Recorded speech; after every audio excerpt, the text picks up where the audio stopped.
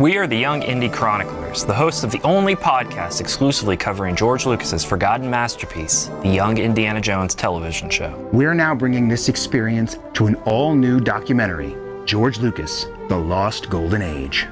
The untold story of how he laid the path to his own creative freedom. Those 4 years in there was the happiest period for Lucasfilm. So he appeared on the set as the second unit cameraman with his arm in a sling. I mean, it's typical of George. He does not give up. George Lucas coming at it from a completely unique angle, and he was going to do this Lawrence of Arabia scale epic on a 16mm budget.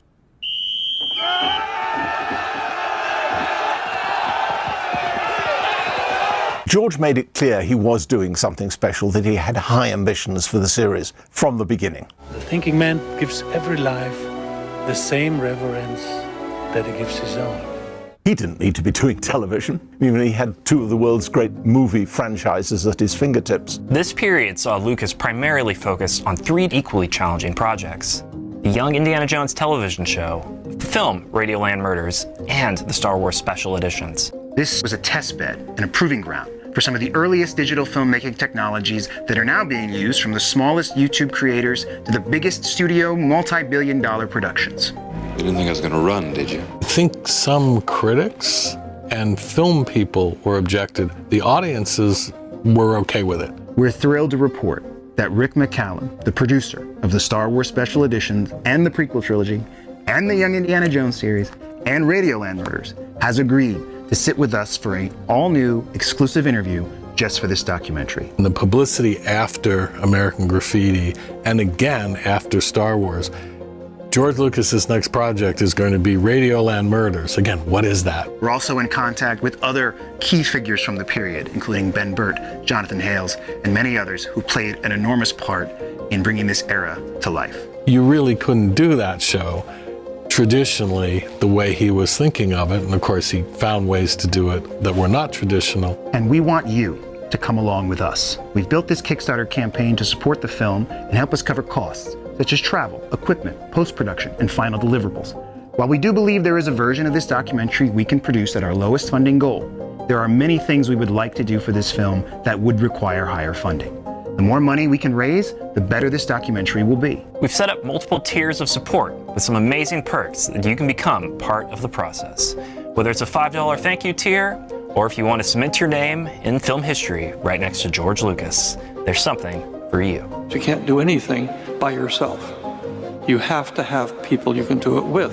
We hope you will both support us financially and also share the word about this campaign to everyone who wants to know the true story of George Lucas, The Lost Golden Age.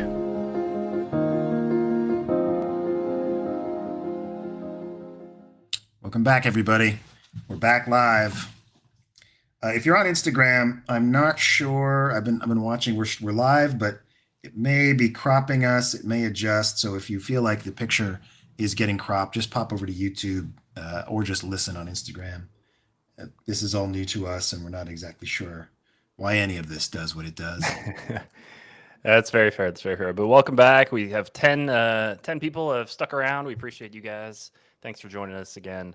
And sorry about that communication disruption there. I tried to pull the clip really quick. Wait a minute. A communications disruption can mean only one thing: invasion. Thank you. Thank you. Why do I need to pull a clip? We got Daniel right here.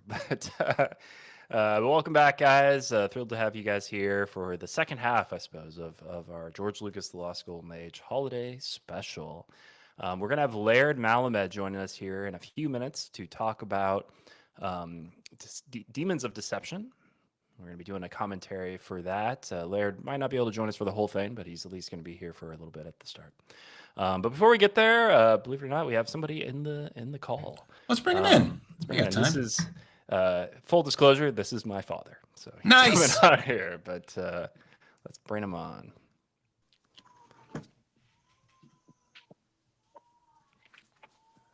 Load. He's coming in. Oh, Dad, you there?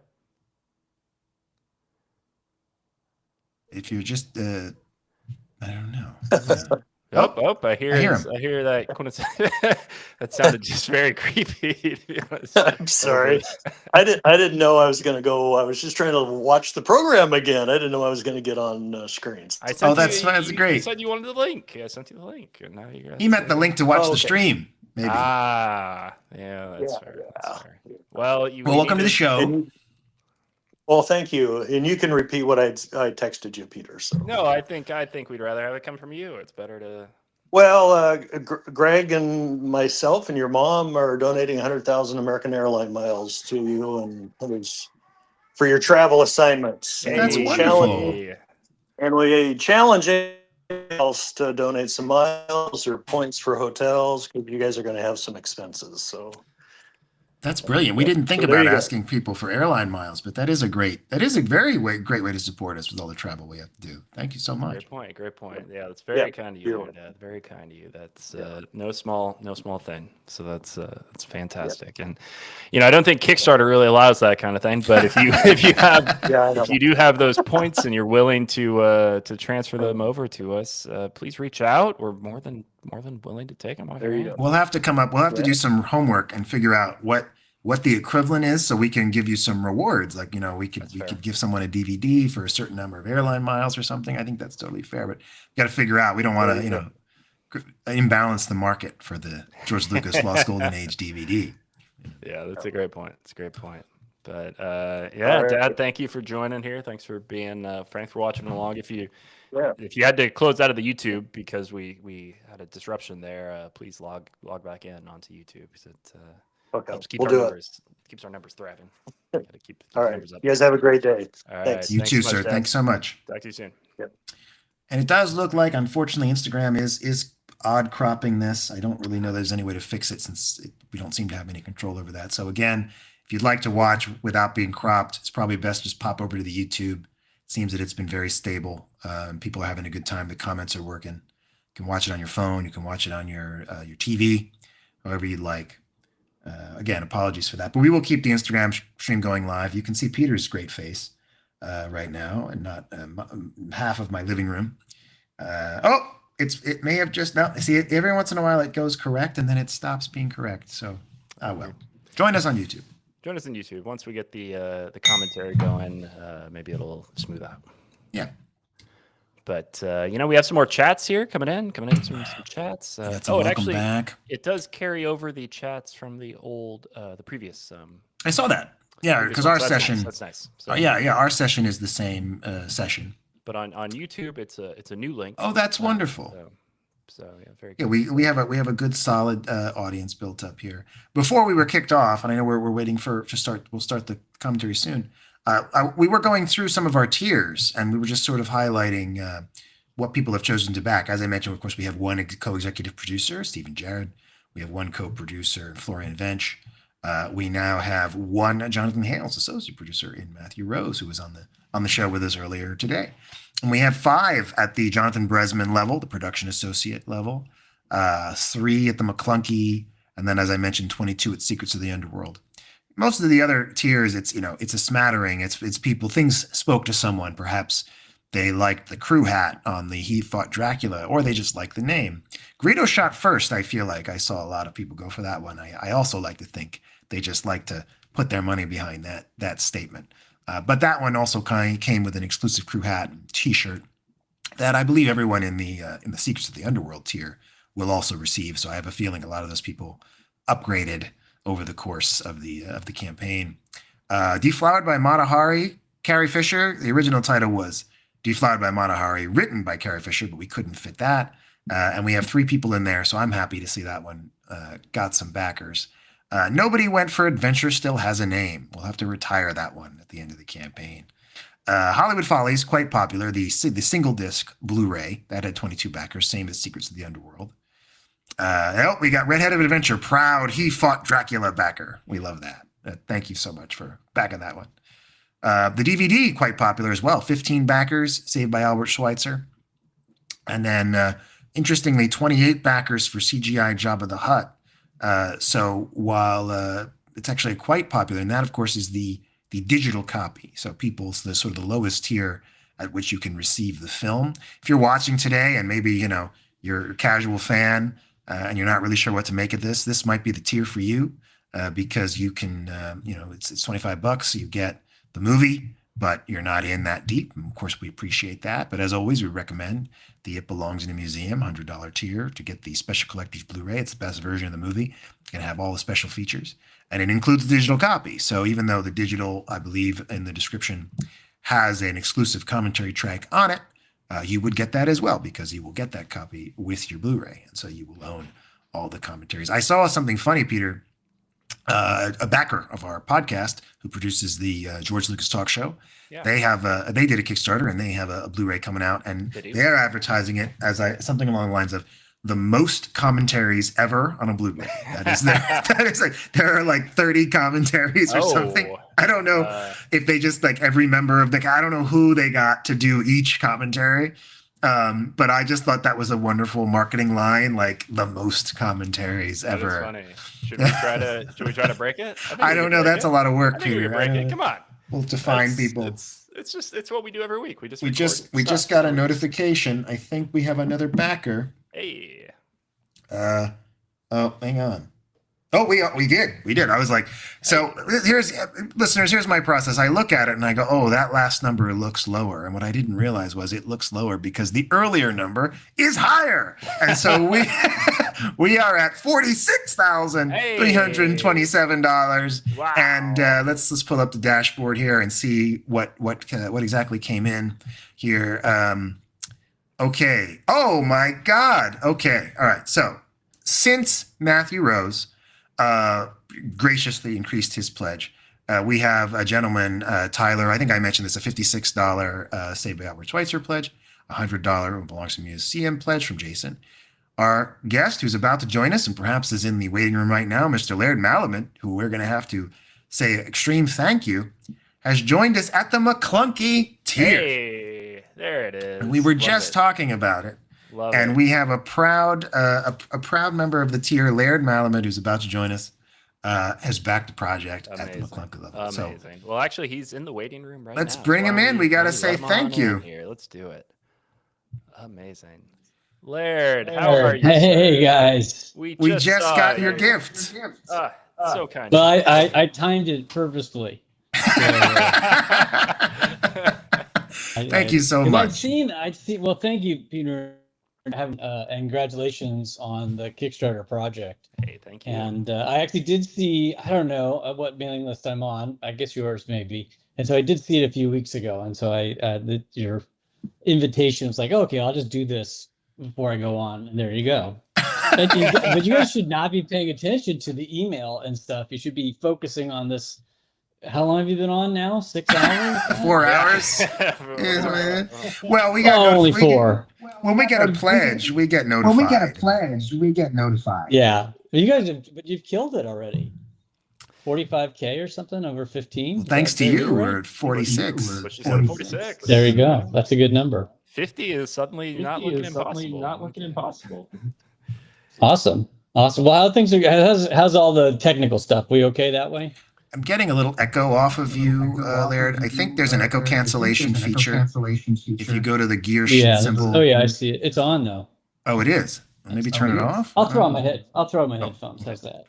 I'll join you guys in the stylish look of headphone-ness. There. Audio engineers unite. Let's see if that.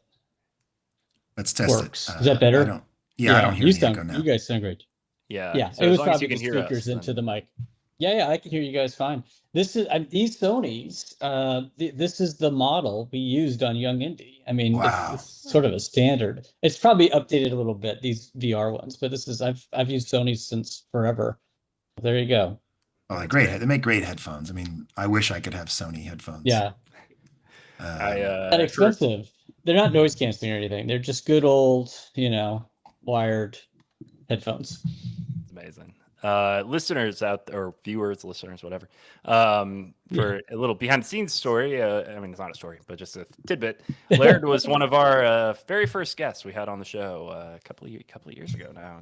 But it's, and he, of course, worked on Young Indiana Jones as a sound engineer, and also is involved with a lot of podcasts in his own right. Works on on the IndieCast, and also does the For Your Ears Only on the Bondcast, which I always look forward to hearing. We're still waiting for the next one. We are still waiting. Well, thanks.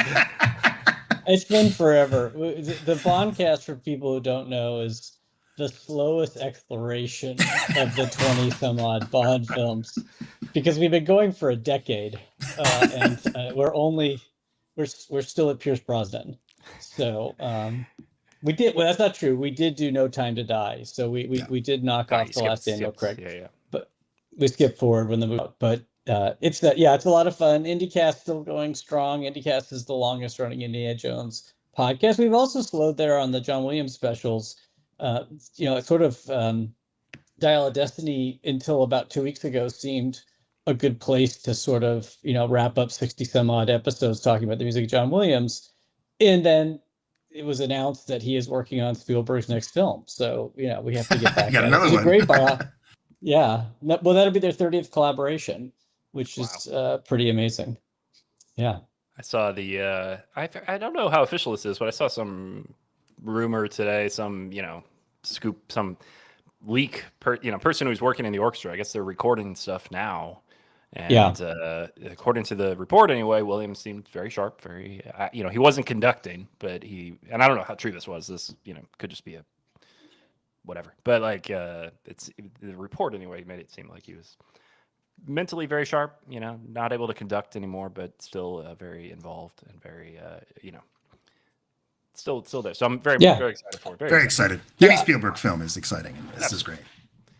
Especially original Spielberg film. I'm excited for this one because it feels like it could be anything. It could just be whatever. There's no real connection to a pre-existing whatever, so it feels fresh. Absolutely. Well, Laird, we asked you here to talk about Demons of Deception, Young Indiana Jones episode. You worked on both parts of this during your time with Young Indy. How would you like to start us here?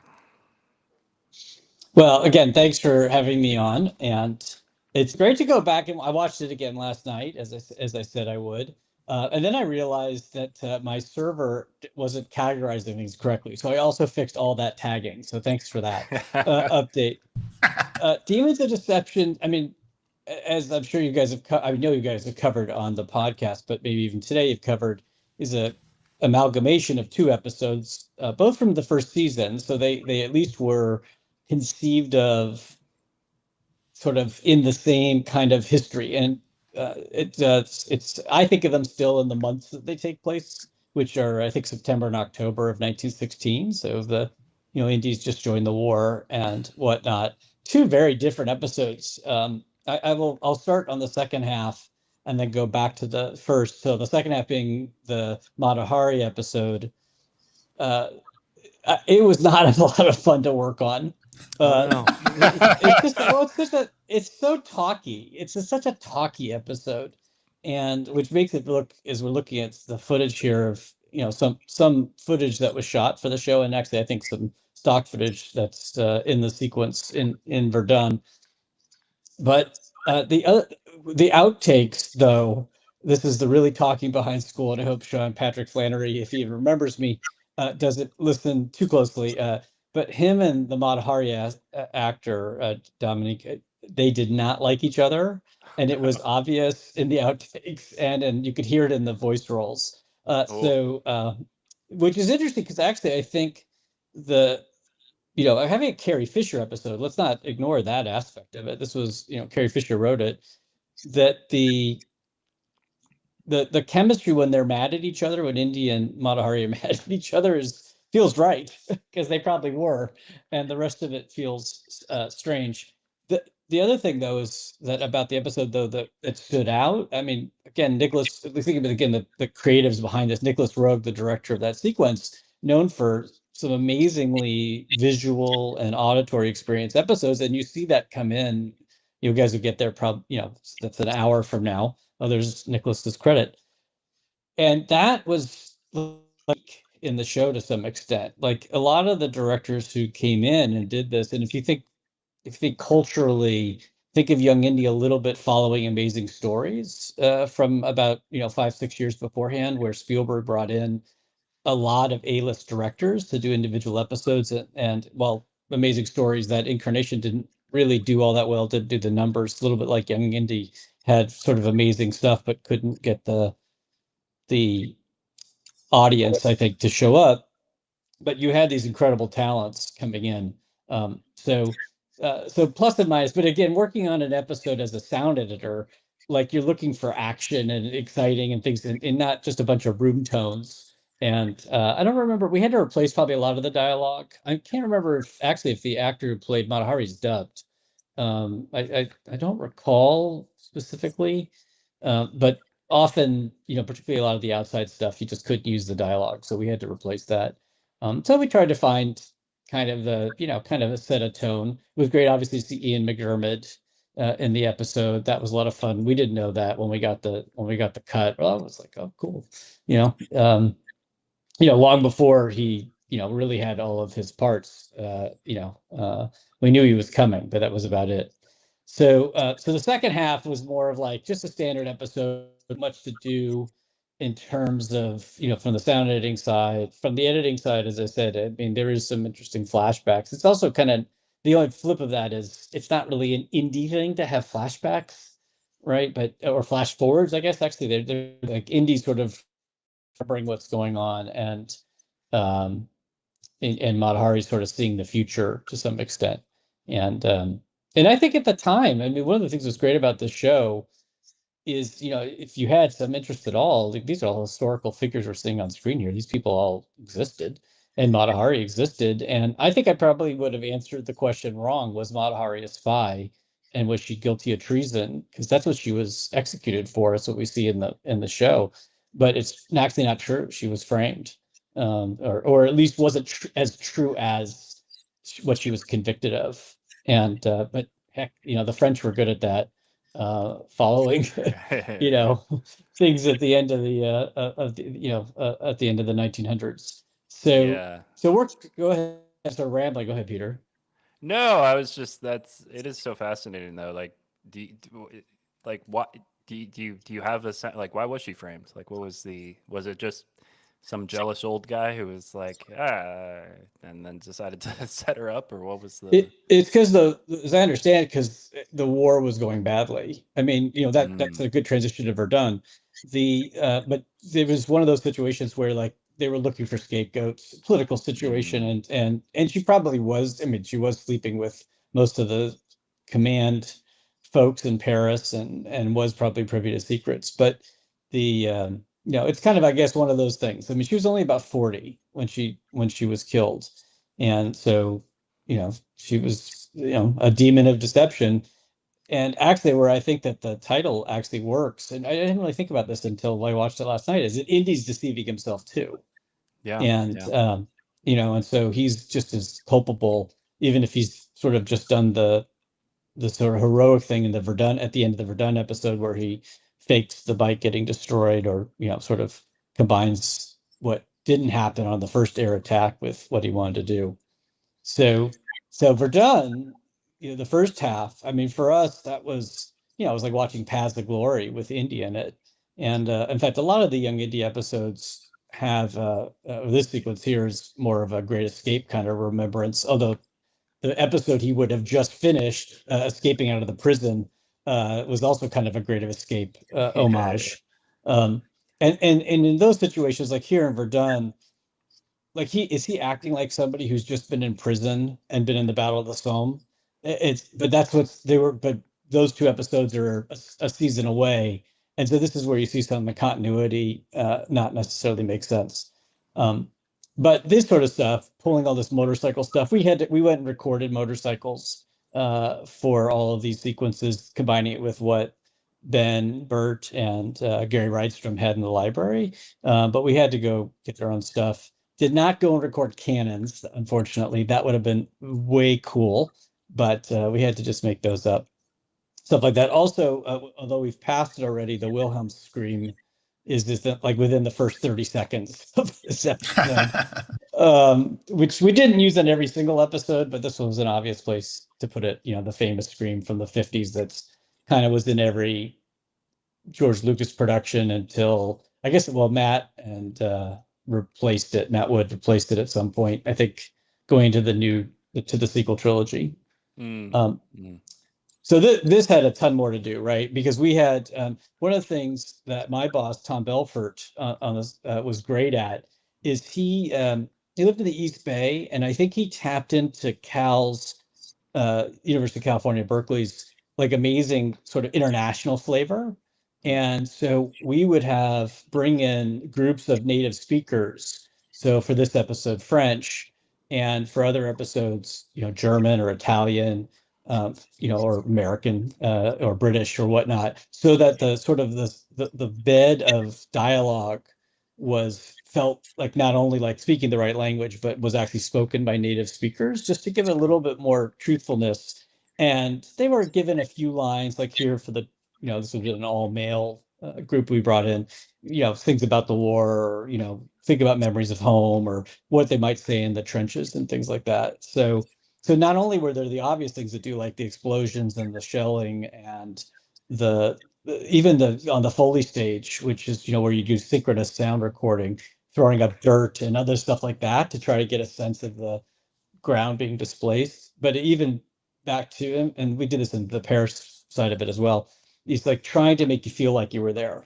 And so that was a lot of fun. And of course, the episode's so powerful. I mean, this score is haunting. And Joel McNeely's work is probably some of his finest work on the show is actually in this episode, or both these episodes actually, but really in the Verdun episode.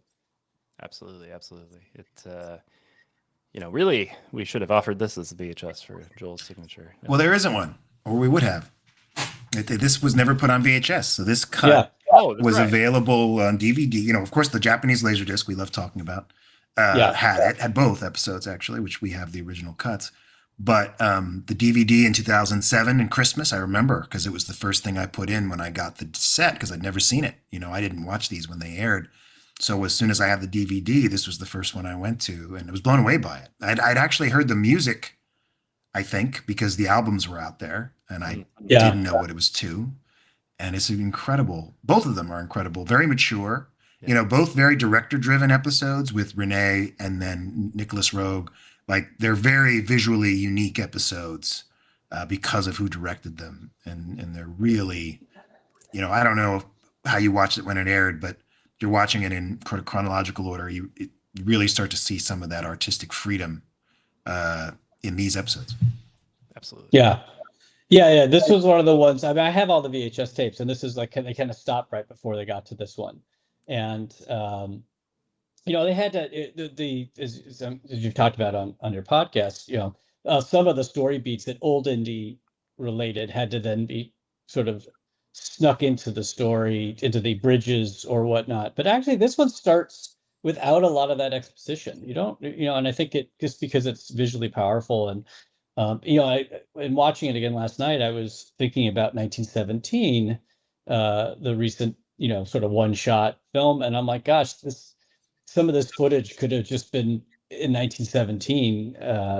Maybe it's the way you shoot trenches, but it felt like that in the moment immersion that is you're really trying to, like, this is where indie's getting a real conscience about war, and you can see why. And what I actually also love about this episode that structurally is we start on the very broad but very impersonal what's going on here. By the way, those close-up shots of the machine gun were shot at Skywalker's ranch.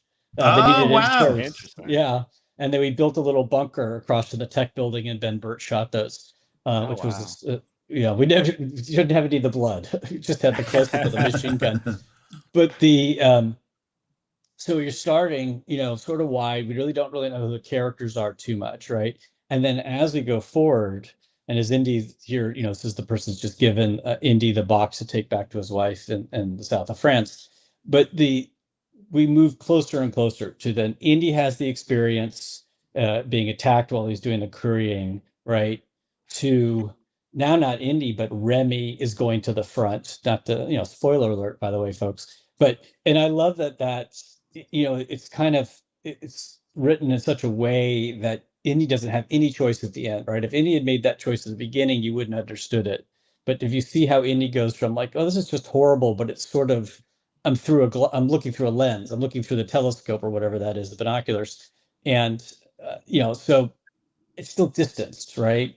And then I'm getting attacked, but yeah, it's one airplane. It's, and I survived it and things like that. And, and then I'm like seeing the ridiculousness of the leadership. And then finally, no, the jeopardy is that my best friend is going back to the front, right? And he's lucky to have survived his first attack or whatever he got shot with. And then, here we go. I guess he got shot in the stone. And then here we're going to, like I can be responsible one way or the other. And so I love that. I think that's, I think just really strong storytelling. I mean, that's what's great about the show. It's, the church scene is just so haunting. And as we learned from Renee, it was kind of a last minute addition to have it set in a church. The script called for a hospital, and they found this location. Oh, I didn't know that. Yeah, and it adds so many layers to it, I feel. It seems like something that would have been, front and center of the writer's mind. It's like, oh, it'll be set in a church and it'll be dilapidated and there'll be, crucifixes everywhere and it's all moody. And it's like, yeah, that is something that a screenwriter would write. But it's like, no, it was originally, it was something that they found kind of by accident. That's, that's great. I mean, that's filmmaking is often that. It's Orson Welles talked about that you sort of, you take advantage of what's in front of you, even you have all the plans and still, maybe only Hitchcock could really pull off everything planned, but even then he would take advantage of things. So it's the fact that they were given the time to do that on this show, and that they then survived the editorial process, right? George didn't come back and say, I guess if they had shot that, he's not going to go back and make it into a hospital, but he went with it, right? He allowed that to play out, which is great. You get the feeling that George would get excited by things like that. Like something comes in and he has that same reaction we do, where it's like, oh, you shot it in a church. Oh, okay. The music has to match. Now the mood, we have to lean into this, and how do we build it out? The sound design you guys did, the pain and the moaning and all that. It follows the visuals. Yeah. Again, that's the Loop group, the people we brought in to, so we had them moan and do all those other things. But then you get to the right level. I mean, you don't want it to overwhelm the scene. Ultimately, you're trying to bring the viewer into the moment with Indy. Try to, at that point, where Indy's trying to comprehend it, and then you have to end by understanding, Remy can come off as ridiculous if you're not careful, because he's not really shot. He didn't just have surgery. He's trying to emote that, and it's interesting to see the thing that calms him down is the cigarettes, which you go, gosh, how horrible, but like at least he feels better. Like, so you're left with that conflict, which I think is great. This is just a really, really well written episode. I mean, that's part of it too. Absolutely. I forgot. And here, even the different nationalities represented in the Belgian army. It's almost has. I was reflecting on this too. I was reflecting on a couple of things I was watching it, which is one that the quality of the writing is timeless, and it's something that actually was just recently said about.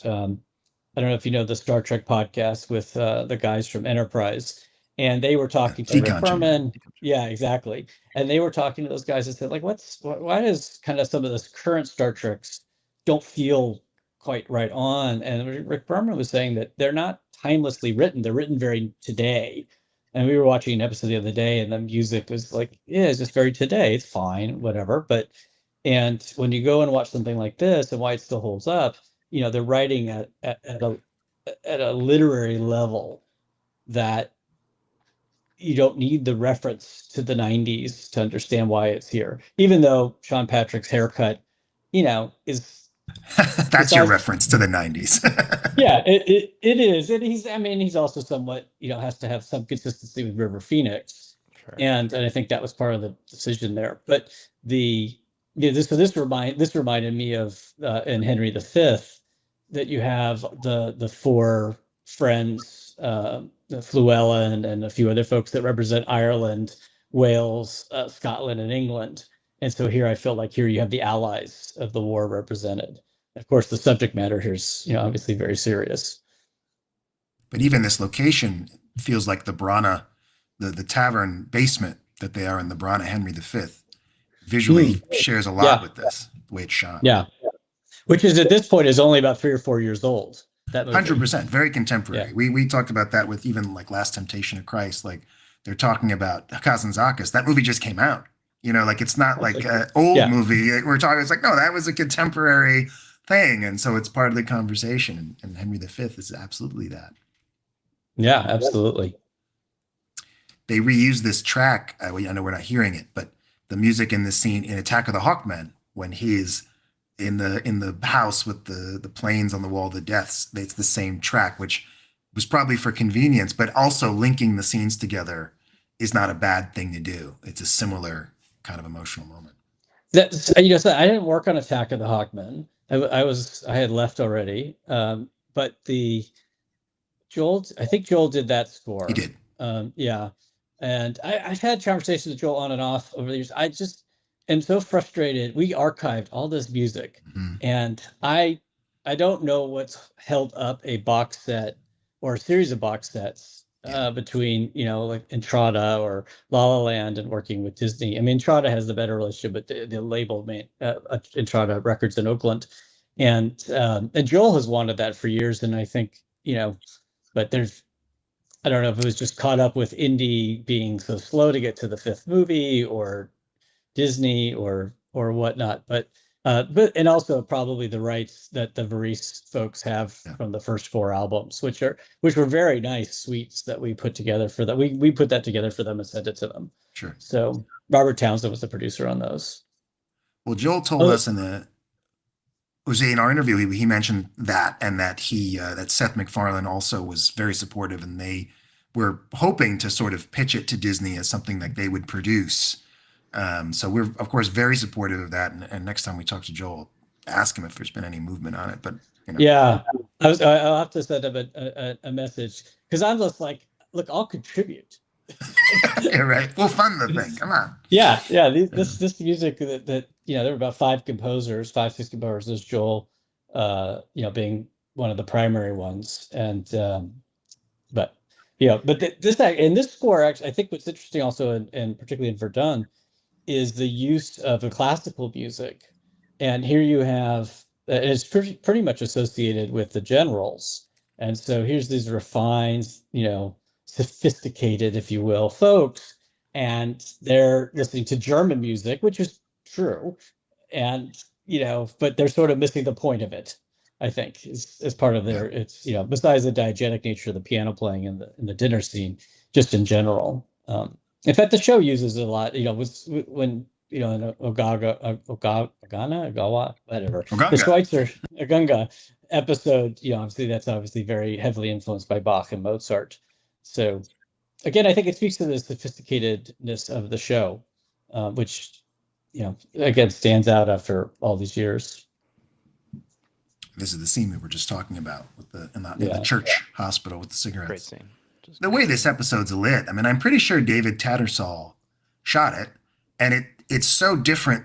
It's clearly Renee and him talking about this is the look we want because it's so different, and yet it's just completely signature that he can change his style like that. It's really impressive. It's fantastic. At some points it's vignetted, like there's an actual circle around, particularly in the later sequences with Baton, and and I don't think it's an element of like the transfer now opening up the frame all the way. I think it was literally almost picking up a sort of 16th century painterly style of the really focusing the eye on what really mattered and whatnot.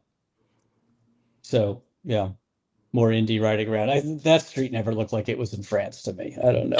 Is this did you guys shoot that at Skywalker? No. This is. It does look like Northern California, but this stuff I think was shot probably Prague. It's because they shot this episode in Prague. Yeah, they probably shot this in Prague. I mean, the the plane, I would suspect, is a combination of wherever they could find the plane. There's only a couple shots of the helicopter and the plane that were actually shot together. You can kind of see the visual effects. It's one of the reasons why this is stuck in DVD resolution, because all the effects were fit. Like that's an effect shot, Yeah, that's obviously. a comp. Yeah. It's a comp, and that's not Indy. It's not Sean Patrick on the bike in that sequence either.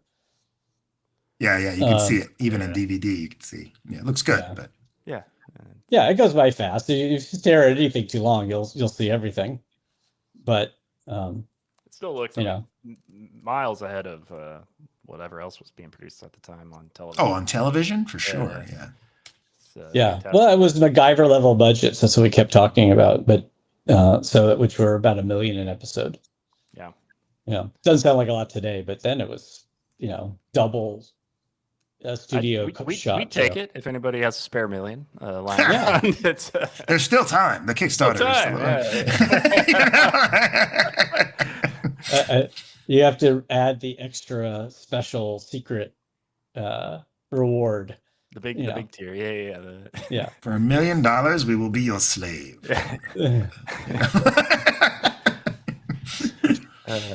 I mean, forever, or like, is it? Well, I mean, I don't know. What a qualifier. 7 years, I guess. I don't know. That's true. It's big explosion there. You don't expect Indy to walk back from that, but he's fine.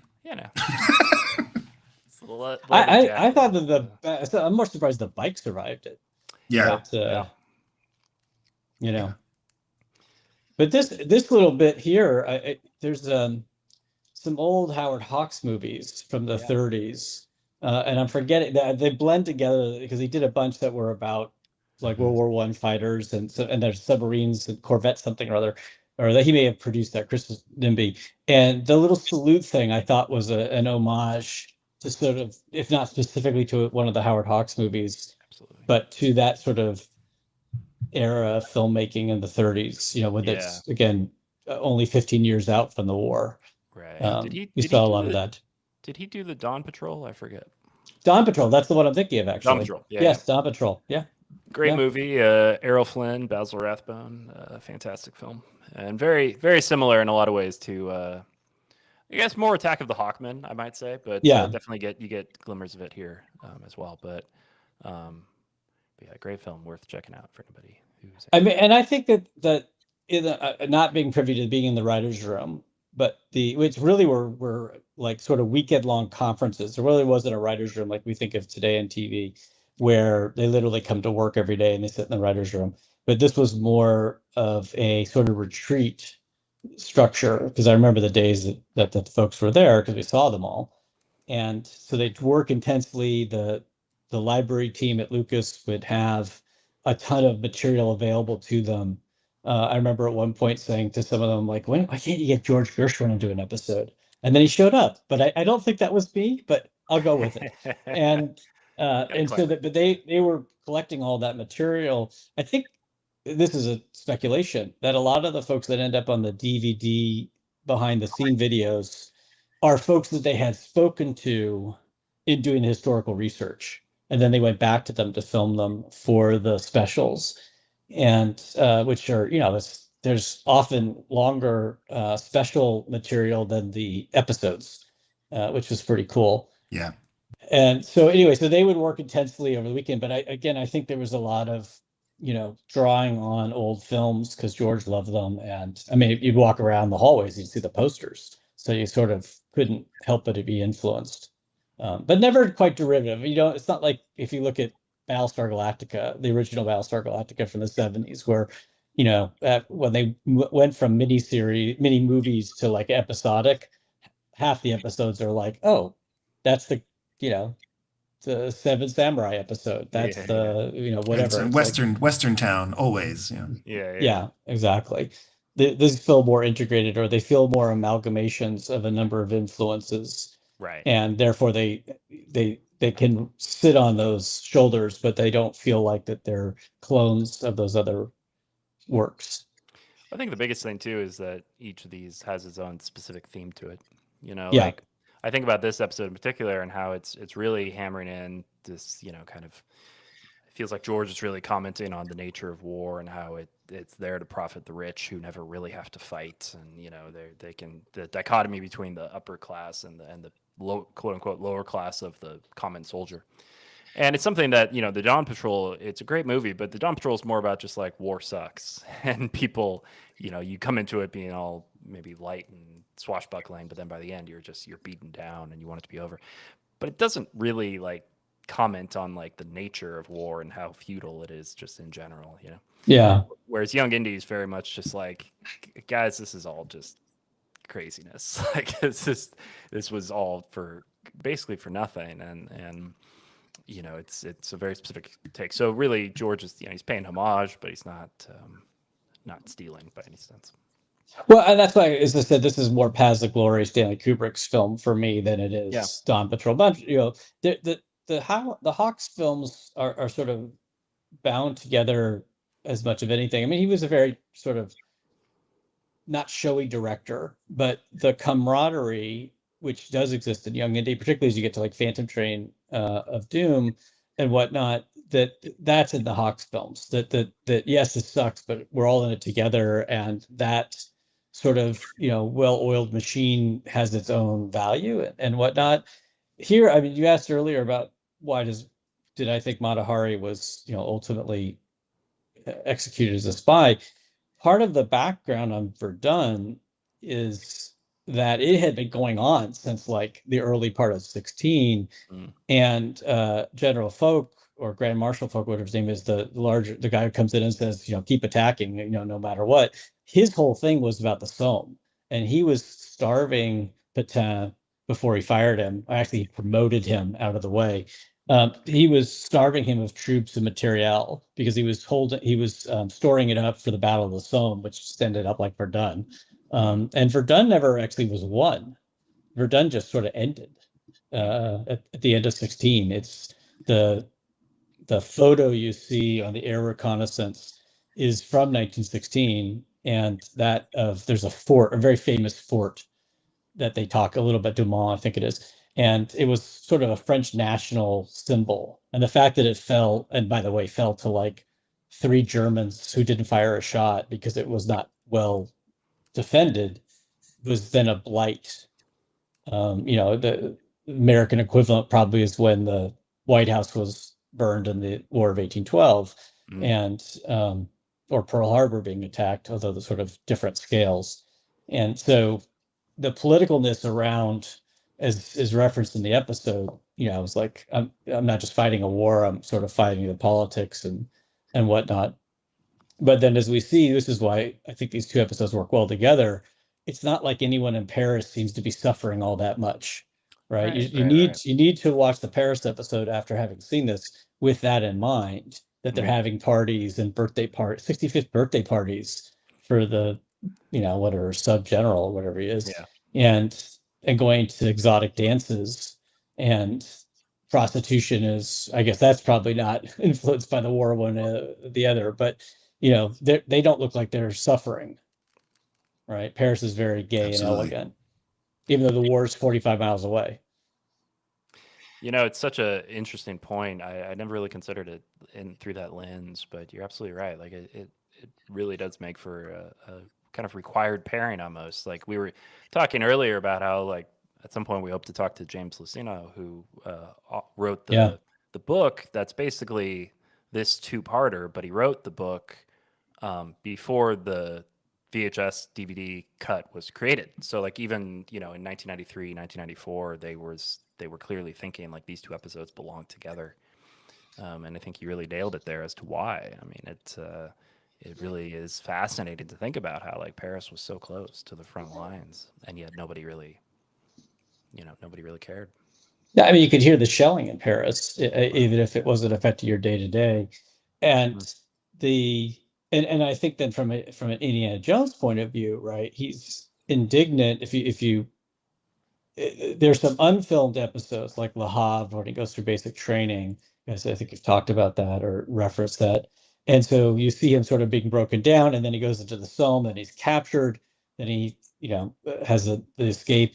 There's actually another missing episode, which is late August 1916. So the VHSs go right. He escapes on the motorcycle and he gets out of Germany, but actually he ended up in Berlin, and so he got to the heart of the Reich, if you will, and because he speaks German fluently, which is then paid off in this episode, he is able to sort of be useful and get out, and sort of start some of his, I think, some of his espionage activities that then pay off later. And so, but then he even Indy is then pulled into the deceptions, as I said earlier. And so Paris almost becomes like he has to go through hell or through the desert before he transfers to Africa, and then his rebirth almost comes up through the Albert Schweitzer sequences, right? Where not only is he gone from this is horrible, but now he's actually been given another level, I think, of consciousness, that is echoed in some of the Corey Carrier episodes, particularly the slavery one. But he's too young to really know what it means, and to have enough actionability until he's a teenager and whatnot. And then think of him then as Indy then ends up back in Princeton, and he's out of sync with his old girlfriend, right, who's now married and has a kid anyway, Robin Lively's character, Nancy. But because he's had this whole experience, and so I think this is really this is the low point for him. Yeah. Right. Yeah. He's sort of seen it all, and then he sort of rises through it. Yeah. It's really interesting. It's such a good encapsulation there of kind of what makes the series so fascinating. I think too many people can be dismissive of it, but it's so dealing with just really, really wonderful storytelling. And I think so. As a side note, we're still looking for those unproduced episodes if anyone out there happens to have those scripts. But I don't have the scripts. I just have the list. Yeah. But it's really fascinating to ponder what might have been, and even just this 44 episodes, it feels very complete of an arc, but there are still other chapters that have been. I'm blanking what happens between Paris and East Africa. There were two episodes. Like there were supposed to be a couple episodes there. Yeah, every month was covered. Sure. Like there was the story beat for every month, and I don't have it in front of me, otherwise I could look it up. But it's something in Europe. There's another European sequence before he transfers to Africa, which of course also Mata Hari tells him, go to Africa, it's safer. Yeah, that's sort of the connective. Yeah, that's the link that you have, is that conversation, and then they're in Africa. But it does make sense that he would there would be more connective tissue there, because it is quite abrupt. He's just in Africa. Nah, you got me curious. I'll have to ping you guys later when I look at my scans of those documents. I appreciate it. But it's it's just wonderful. Just really just, I mean, this episode really stands out as well as just like, it's so expressive in so many ways, whether it's production design, cinematography, the action scenes, kind of the arc, the music, as we talked about before. It's really just, everything's just kind of firing on all cylinders. And to think though that this is still very early, this was season 1 material. It's funny. I love the way, because it's 4:3, the show by nature has to be staged in a way that's more similar to early 30s 40s filmmaking, and so a lot of this is evocative of older classic films, and it's set in an older time too, and so it really is very rewarding if you've seen films like that to feel that connection to it. Yeah. But even some of the sequence before this, there was the groups walking. That was a doubling and tripling shot. But so that was sort of as far as they could go that way. I think they would have added a ton more people if they'd had the budget. But even the way Indy was revealed from behind the motorcycle, and just previous to that, and then what I love here is how it will stay focused on Remy in the shot, and Indy will recede into the background. And one, holding that in a form, as you said, in a classic aspect ratio, but two, storytelling with it, right? Like, we should have shifted our sort of thoughts to Remy by this back and forth, that he's a soldier. He has to go on. He has to go do his here. And this is all one take, right? That's a pretty long take. I'm pretty sure we replaced all that dialogue because it was too noisy. Right? Look at just even how they're holding him there. It's just great, right? Yeah, and fantastic. Those images there, those are actually original, not original, but those were taken by reconnaissance in the war. Oh wow, that's really interesting. That's again, that attention to detail, it's really, really remarkable. And it's one thing that, I mean, there's many reasons why the kind of the DVD editions improve on the originals, but you can watch the original cut on the Laserdisc, which we got a hold of. Yeah. And the bookends for that in particular feel so, like, old Indy points out that, like, they, for all of his work to stave off the attack, they still attack the next day, so it's like, and it feels so like, oh God, but here it's so nice just to have, at least you get the sense that Indy did something, even though it is a low point, as you say, but it's still this feeling of like, he did make a difference, He made a difference for the day. Yeah, exactly. And that's maybe what all do. Actually, I don't think, no, I think his low point is with Mata Hari. I think that he's actually at a vulnerable point when he makes that decision. And the fact that he actually tells Remy about it, of course, he has to explain what's going on. But you get the sense, even in the bookends, that he actually hasn't told anybody about it until he's telling the story as a 90-year-old. Oh, that's my sense of it, that he's kept that to himself. Interesting.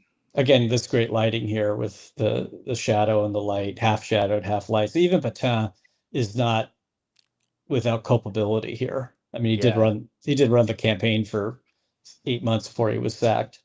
So no, it's true. And Rene Manzour talked to us about how he had asked for a brief dialogue change in the bookend for this episode because Patin had complicated politics as the years went on, and wasn't and he wanted to kind of tip the hat to that in the bookend, because for the French audience watching it, they'd be like, this they know more of this guy's history than just this, so they want that addressed, and how hard it is to stand by your convictions as time goes on.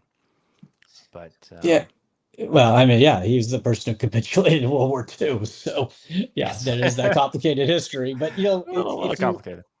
Well, but if you look at it too, it's like he also saw all this destruction, right? I think I think the way the episode's written, if you know that history of him, you sort of see what created his view 20 years later of the suffering and the wastefulness of it all.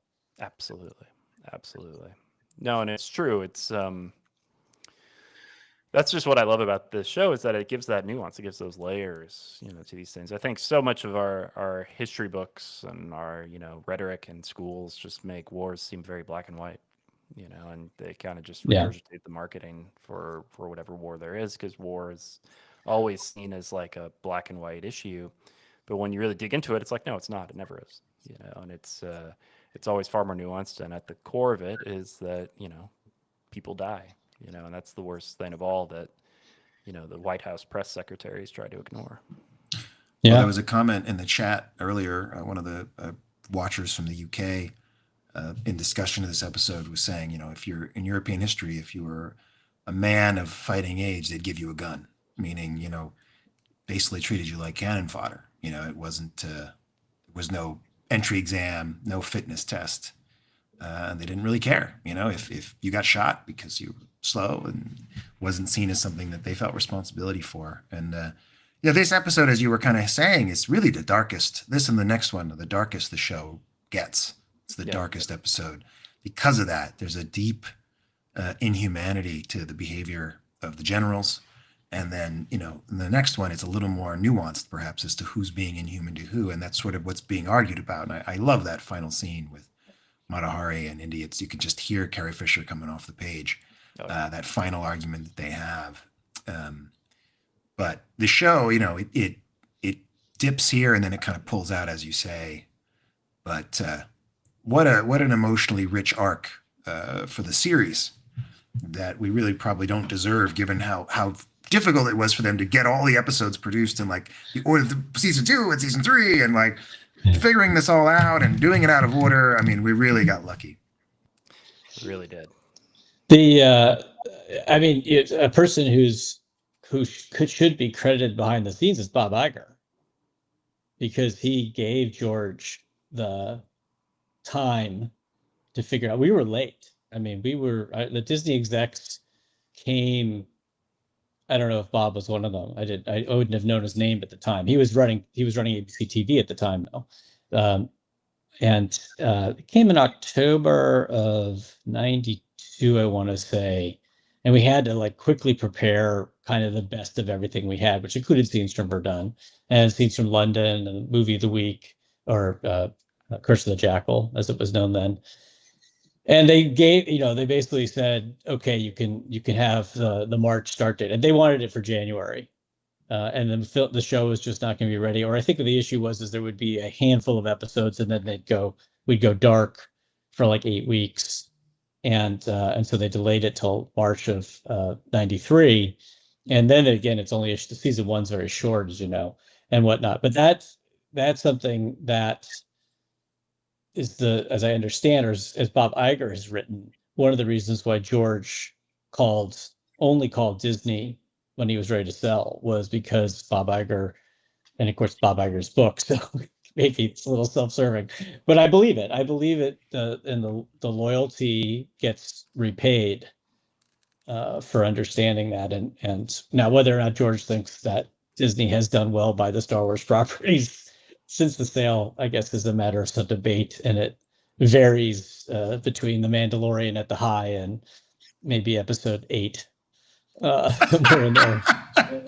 So I actually don't know. Actually, but now that I just picked on Rian Johnson's movie as we wait for his, third LeBlanc film to come out, I actually think it's one of the most interestingly directed films in the series, the 8th film. But canon wise, you're just like, I don't know what you're doing.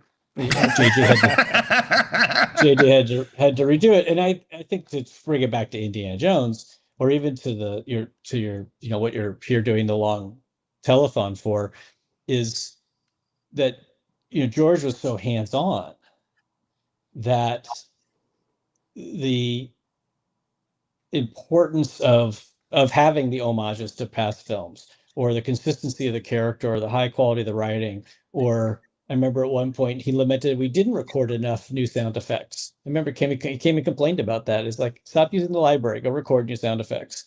Nice. He just had heard them so many times that he was on the dubbing stage, and it's like, why am I keep hearing the same sound effects? His attentiveness to that that was so important to him. And so whether it's in Radioland or the first, you could say what you want about episodes 1, 2, and 3, but they are crafted as for better or for worse. I think for better, but I find, frankly, going back to these episodes or to episode 1 far more enjoyable than going back to some of the later material. We've been trying to watch Ahsoka for like 2 years. So, like, it's not even bad. It's fine. It's good. It's well produced, but it doesn't grab like Ahsoka and the live action versus Ahsoka and the Clone Wars with George's oversight and all that. It's just a far more interesting character. Yeah. I think part of a big reason why we're doing this documentary is George always pushed. And he pushed hard to do new things, whatever that new thing was. It was pushing for the work, And I think today there's a lot of people that are just saying like, well, no, the library's fine. Just keep going back to the library. That's well, I'm pretty sure that they've not recorded a single new Chewbacca sound, and maybe not an R2-D2 sound, in the Disney era. I think if you listen to those movies, it's, if you know these like I do, you're like, oh, I'm pretty sure that's from over there. And I understand someone might be like, you want me to try to recreate that? Like, I get the challenge of like, you have to go out and do it, but Ben Bird is available. That's all I'm saying. Yes, absolutely. No comment on that. I love Ben. And I don't know that he was always treated as well as he should have been. No, 100%. 100%. But on R2D2 it doesn't bother me because what would have changed R2D2's sounds in the centuries that R2D2's been around. Chewbacca, on the other hand, doesn't. There should have been an older, not just an EQing of Chewbacca's sounds to make sound older, but an actual wisdom and sageness, if you will, particularly post Han's death. Yeah. No, he looks younger now than he did in A New Hope. Yeah. The way they've recreated him, and I'm sure it was because they wanted Chewie to be like this fixture of the franchise because they killed off everyone else. But it's they overstepped, and they both want him there, but they treat him more like a piece of furniture. He's well, let's not get too negative. Let's not get too negative. Right. Now we're slipping into it. I can feel it. We've now arrived in the second half. We've arrived in the second half of the film. That's one of those anachronisms I love. They're like, laughing at giggling at these girls. Like, we've just come from this horrific, war episode, and it's like, hey, look, girls, but it's probably also somewhat realistic. I'm also fascinated by Remy's fluctuating facial hair throughout the series. It'll appear, then it'll vanish, then it'll reappear, then it'll go away again. And the only place that I know what you're talking about, I've noticed it too. It does make sense to me that he's clean shaven when he's off to the front again, because he would have had to, get a haircut as someone yells at somebody earlier. But I think his preferred look is the mustache and whatnot. This one, yeah. Yeah. But I guess in terms of the, I'm sorry. Go ahead. No, please. I was just going to say, I guess we're meant to believe they are going like month to month with this. So it's kind of like this is 30 days after the last hour. Is that what we're kind of meant to believe? Yeah, sometime is supposed to have passed. It's not, because even in the scene, we kind of skipped the bridging scene that they added. Yeah. They're speaking about the events in the past tense. Like, It's not like Indy was immediately with Remy. It's like they're together now and they're catching up on what happened, but it's been some time, right? Absolutely. Yeah, and this is where they do suffer when the bridging scenes are literally just filling an exposition that was in old Indy's narration or introductions and whatnot. It's too close together, or there's not enough dissolves to make you feel that time frame, or they've dropped the date piece. But except for the episodes that, like Somme and Germany, are in the same month and notably are meant to be. But even that and those episodes, even like in the Russian Revolution episode, it's July of 1917, but it's basically takes place in June because it ends on Indy's birthday, which is July 1st. So even then, it was never. They weren't too slavish to it. Yeah. Yeah, I mean, the goal was that the events that were possible in the month aligned, and then down to the days. I don't think the calendar was that specific. I doubt it at that point. Well, now that we're in the Nicholas Rogue section, similar to the last one, I really feel like, even though it's just David Tattersall again, this looks like a Nicholas Rogue movie. I mean, if you watch a few movies from the 80s that he was doing, and the style he was in, the way it's lit, the way the camera's moving, it really reads like a Nick Rogue. Later, he does some of those like abstract camera moves and sort of weird perspective stuff, like Are You in a Dream? You can, I watched Eureka, is a very interesting movie, and you see a lot of that in there. And it also has like flash forwards and things like that.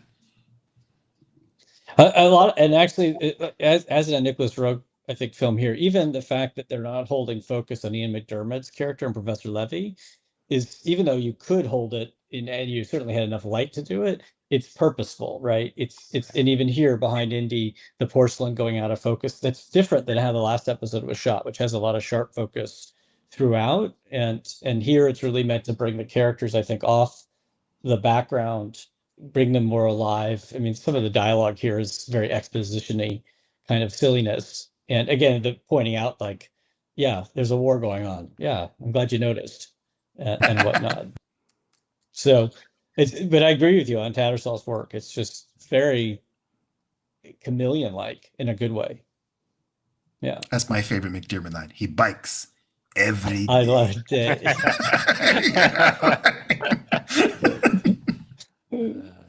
Which actually feels very today, you know? Yeah. Let's get that guy a Garmin and a Strava subscription for Christmas, you know?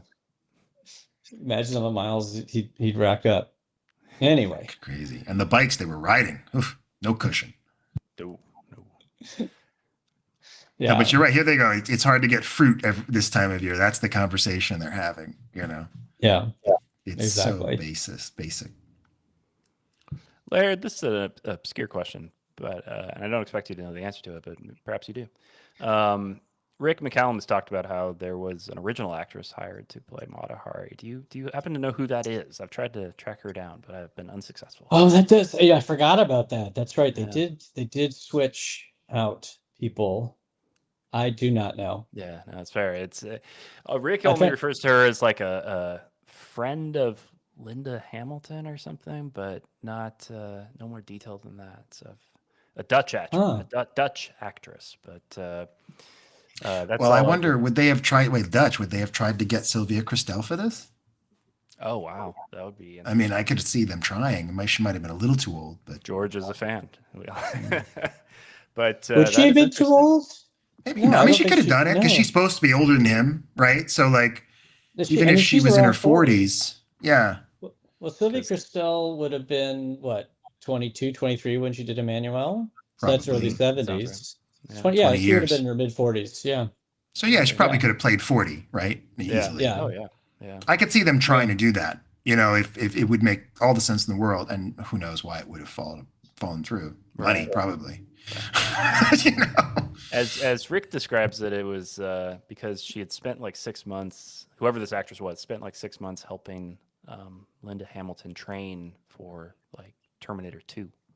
So she was like a bodybuilder then. Maybe. I guess it's very vague because it's not like she was a Dutch actress, so it was someone who was not like a stunt woman or something. Well, we'll call James Cameron and we'll ask him. He probably knows.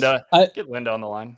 I think the odds of it being Sylvia Christel are low because I think Disney would have balked at the possibility of linking their family show to Emmanuel and the Emmanuel sequels. I think that's probably too easy. Even then, people would have known the name, or certainly it was look-upable, and would have said, well, that's why, maybe it makes sense in some ways that she's sexually free if you equate that with Sylvia Christel. But it just probably would have been either too on the nose or too much to say they sort of lost the plot and are going for this, sort of scandalous. I don't know if she was considered a scandalous actor, but I think it was. It absolutely, it's a statement, and it's not necessary to make the statement if people aren't into it. I think the other thing too is I don't think she's very tall, and I actually think part of this. I mean, Sean Patrick Flannery is actually not all that short, and I think they wanted between the height of the actor and also she's wearing heels a lot, the sense of her dominating the sequences. I mean, even here, if you see where her eyes are, they're almost always above his when they're in two shots. Interesting. For a lot of these dialogue sequences. And so that's Nick Rogue obviously putting that. I mean, look, you see, Indy's kind of in the middle of the frame. It's about the same here, but just trying to match the eye lines. But when they're together, you feel the power difference between the two. I never thought of that, but that's really, really smart. Because I remember looking this up, and like the real life Mata Hari wasn't tall; like she was quite short, and it always bumped me here. But now you say that, I'm like, man, that's so smart. Yeah, it's clearly for artistic purposes. We're trying to make him look young. She's older, right? And when there all those scenes of them walking in Paris, you see it there because they're standing up. Yeah, because I think I even asked Rick about this because it occurred to me. I was like, well, Carrie Fisher was age appropriate at the time. Why not cast Carrie Fisher? She actually looked quite similar to Mata Hari at the time, and but it's very possible that early on in the development they were like, no, we should have this type of a actress, and so she was just never. Well, we know from talking to Rick that Nick Rogue was very invested in this episode, and that's all we're going to say about it. Yeah, that's all we can say. But I'm sure there was no detail. I mean, even Gavin said, they would look for locations and they would drive by, buildings, and he'd be like, let's go there. It was very like gut and like instinct, but he was involved in all these decisions. So, from the casting to the lighting to the wardrobe, even probably the fog there, right? Is probably all these things they wanted, and we're like, let's do it. There's when they're at the tryst location, and there's this huge thing of fog coming. I'm like, oh, I could just hear Nicholas Roeg on this side. More fog. Fog in there. It's not cloudy enough. It's not clear enough that it's a murky situation or whatnot. I think that over the years, I've sort of come to the conclusion that auteur theory of filmmaking isn't really right. And I think that the relationship of films and TV when they're made to the time they're made in is as big an influence and the crew and whatnot. But there are certain directors like Nick Roeg where I'm like, actually it works there. It works with Hitchcock, as I mentioned earlier. Interestingly, like I don't think it works with some of the French New Wave directors as much as, even though they came up with the idea. It's like Truffaut. I think Truffaut, his films changed and whatnot over the years. I think if he had lived, he died very early of cancer. I can imagine him given an opportunity to work on Young Indy. I don't know if he would have done it or not, but he would have. I'm sure George was a huge fan, particularly of like 400 Blows and Jules and Jim and early Truffaut films. So I can imagine him calling up and saying, like, hey, you want to direct an episode of Indiana Jones? And it's interesting to think of folks who didn't work on this, what they would have done with it. I know it's one of the sad things is that the show ended when it did, because it is interesting to ponder that. There was always talk of Spielberg coming in to direct an episode at some point, and that never was able to happen. But I think George asked him to do the Harrison bookends in Scandals. Not Scandals, Mystery of the Blues. Yeah, and I think schedule-wise or something prevented him from shooting those. Yeah. But, it was hard enough to get Harrison. It was, yeah. Well, he just, at that point in his career, he just wasn't really in TV land anymore. Spielberg had done amazing stories in the late 80s, but then by the time of this show, he was off doing Jurassic Park and Schindler's List, and so he's like at his kind of peak in many ways. So TV was just not going to be in the cards, really. But no, we've heard. I'm sorry, go ahead. Ambo was doing TV, but just Steven wasn't involved. Yeah. But we've heard, like Vic Armstrong says George wanted Steven to direct the Austria episode, which was the season 2 premiere, and then we've heard also George wanted Steven to direct Scandal of 1920, and so there's kept coming up, and now we apparently. I like to think of George just constantly calling Steve like, "Hey, what?" And she's like, "Yeah, I'm gonna do it, and it's just like, no."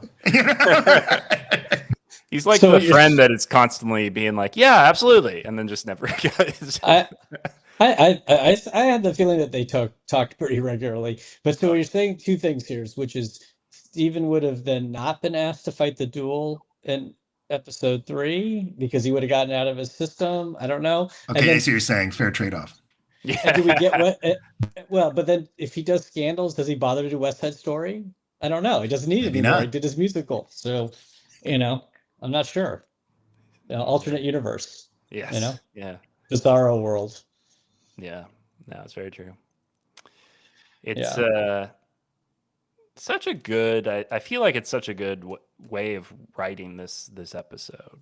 Is that like I think there's the easier version is just like Indy gets with the girl, it's fine for a while, then Indy discovers she's not. It's like what I like here is that it's not easy for Indy. It's like Indy's constantly like Mata Hari just is like Indy had to spend the night on the couch. It's waiting for her to show up, and he's doing all the wrong things, which is sort of Indiana Jones's staple, even in the movies. But it really is. It's very good writing. It's very good writing. Well, let's talk about Carrie Fisher. I think we've learned that she wasn't part of the writing conferences. That this was a script that George sort of reserved to work on with her. And there's that great Oprah network. I think it was OWN or one of those networks where she had a talk show, and they talk about it. And that there was some contention and that they argued, over the dialogue and everything. But I think that comes through. I think Indy's so overwhelmed here, and there are a lot of heady ideas in these conversations that no teenager, certainly, or even young man in his 20s could probably really understand. Sure. And that they chose to do it this way is really unusual and bold. Yeah, absolutely. I didn't know that Carrie had not been in the conversation. Had been up there. It makes sense because she had, probably would have dominated in many ways for the attention. That's very cool to learn. Yeah, I mean, we didn't know until we got the script, right? Until and we usually didn't get the scripts like before they shot. We got the scripts during post production because we needed it to check the dialogue, right? And also that that had the logs of what takes were used so that we can pull them off the Nagra, which is the recorder, the digital tapes, and so yeah, a lot of you're like, oh, Carrie Fisher, okay, cool, Yeah. There's the Monty Python guys. Okay, cool. Let's do it. Right. Yeah. Terry Jones. Terry Jones. What a prince. I do love the lighting here too. It's very soft. Again, Nicholas Roeg. Go look at a Nicholas Roeg movie. It looks just like this. Yeah. It's crazy how they were able to do that, and it's theoretically an episode of a television show, and NYPD Blue is on next, Yeah, and that's the thing too. Is like in any other show, the director is work for hire. They show up. They kind of just, if you don't, I mean, I don't mean to take away from TV directors, but your involvement in it is kind of up to you. So many people on the show can just work on autopilot. Whereas Young Indy, it feels like, no, the director they're making their own little mini movie, and it's very much like on the crew to adapt, that they have to raise their game in a way to meet the director's wishes. Yeah. I mean, we had 3 weeks of post-production per episode. It's unheard of. Yeah. It's even today when they only are shooting 10 episodes. I don't know how long they're taking to do post. And then the efficiency is coming out now that they shoot all the episodes and then they do post kind of in one batch. And so we would get the dailies would come in and it would take 3-4 weeks before we were on the mixing stage. And which was fine when we were working on this because the show hadn't aired yet. It became a real challenge in season 2 when we were, uploading from the ranch to the satellite distribution because we were, sort of finishing the morning of the airing.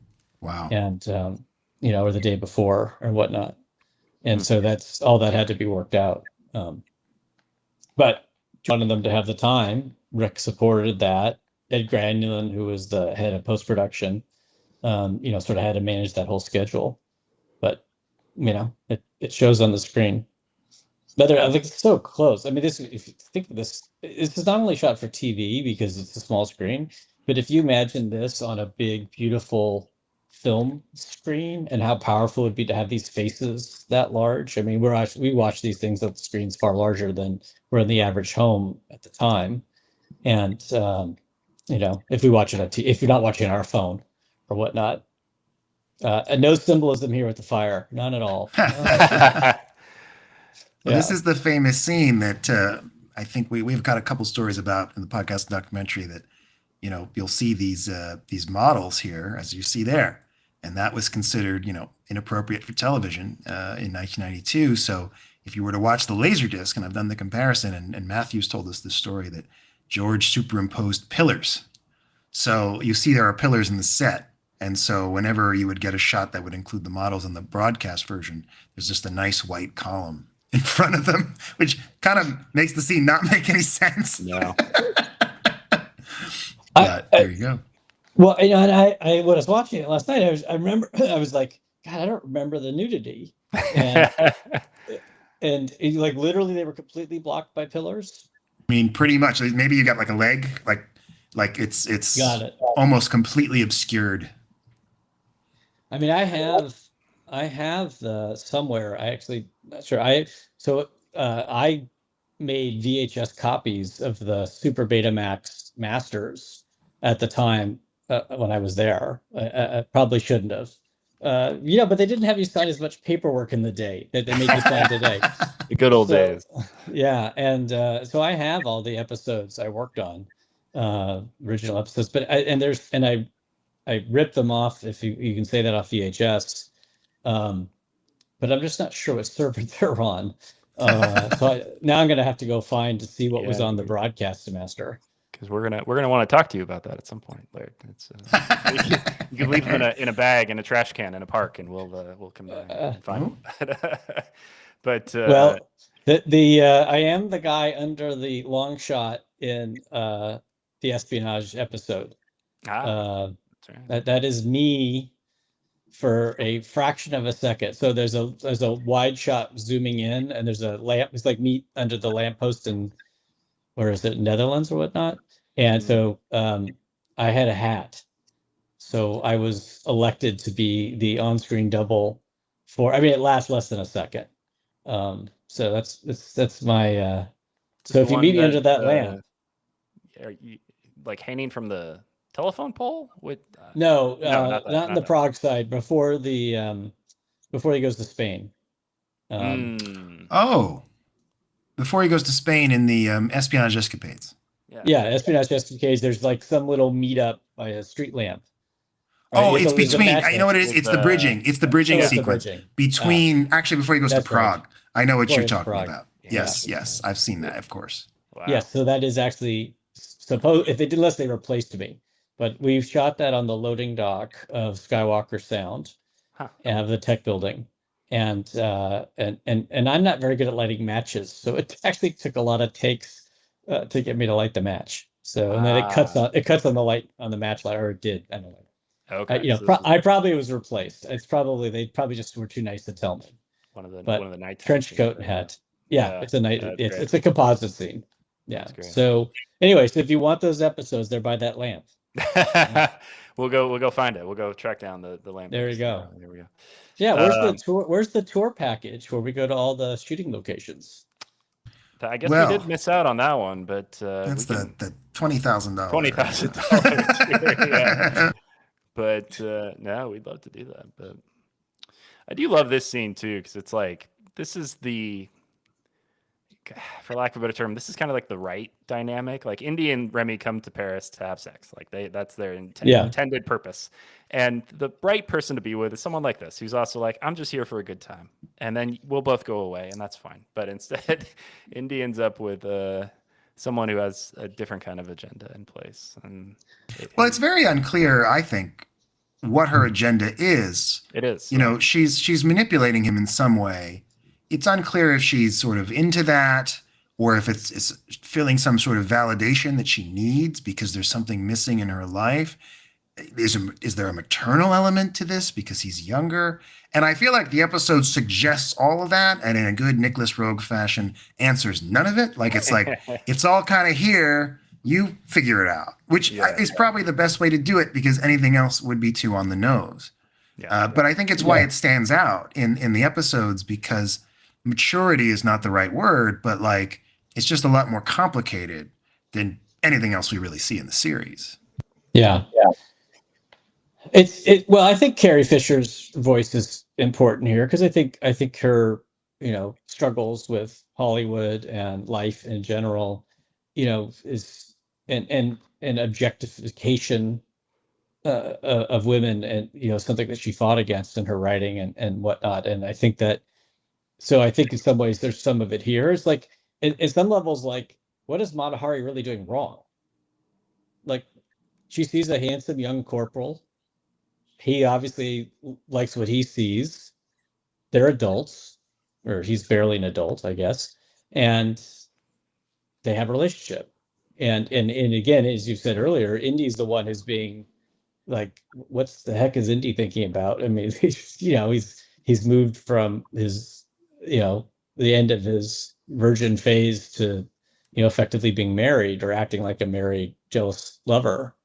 In fact, in many ways, he's the traditional female character, right? Yeah. She's the one who's staying out late at night, and he's the one at home. And that's a gender reversal, which I think Carrie Fisher also was interested in and whatnot. Certainly Nicholas Roeg was. The mirroring here, by the way, I love the fact that she's in a mirror. It's just kind of two pieces to her, all those sort of things. So I actually, in some ways, she's maybe being inconsiderate, but actually she always comes in and apologizes. So is she truly apologizing? I don't know. Yeah. And she knows that he's going back to the front. I mean, there's that too, right? I mean, Right.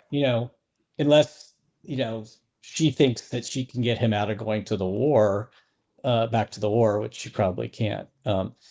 What I don't think is going on, though, is I wouldn't think, unless George had sort of primed Carrie about it, was, Indy's lost his mother at a very early age, and is that in the background here? But I don't get a sense. Yeah, I don't see that's that weighing on that. Yeah, I don't think this is replacing, his deceased mother. Yeah. And they're very different, right? I mean, in terms of the way that the actors are and whatnot. Although I will say that Indy does seem to be consistently interested in redheads. But his mother's not redheaded, so I don't know where that comes from. Exactly. So it's unrelated. Robin Lively's redhead, and Nancy and even the prostitutes were redheaded. So, no, there's a lot of, and also the girl in Hollywood Follies is redheaded. There's a number of redheads in this show. It's crazy. Yeah. Well, Hollywood Follies has Scandal. Oh, right. Hollywood Follies is redhead, right? And Scandals has a blonde, a brunette, and a redhead. Yeah. That's right. No, I think she's not old enough to be like his mother, but it's just a really interesting thing. Like he's too immature for this relationship, and she may just be too immature to know that. Yeah. Interestingly, of course, he's wearing the locket from the Duchess, or whatever she is, the princess. Yeah. Throughout this Sophie. episode. Yeah, Princess Sophie. So that actually tells me because he's not. This is late first season, because I think in some of the earlier ones, even though canon-wise he should have had it since 1908, he doesn't.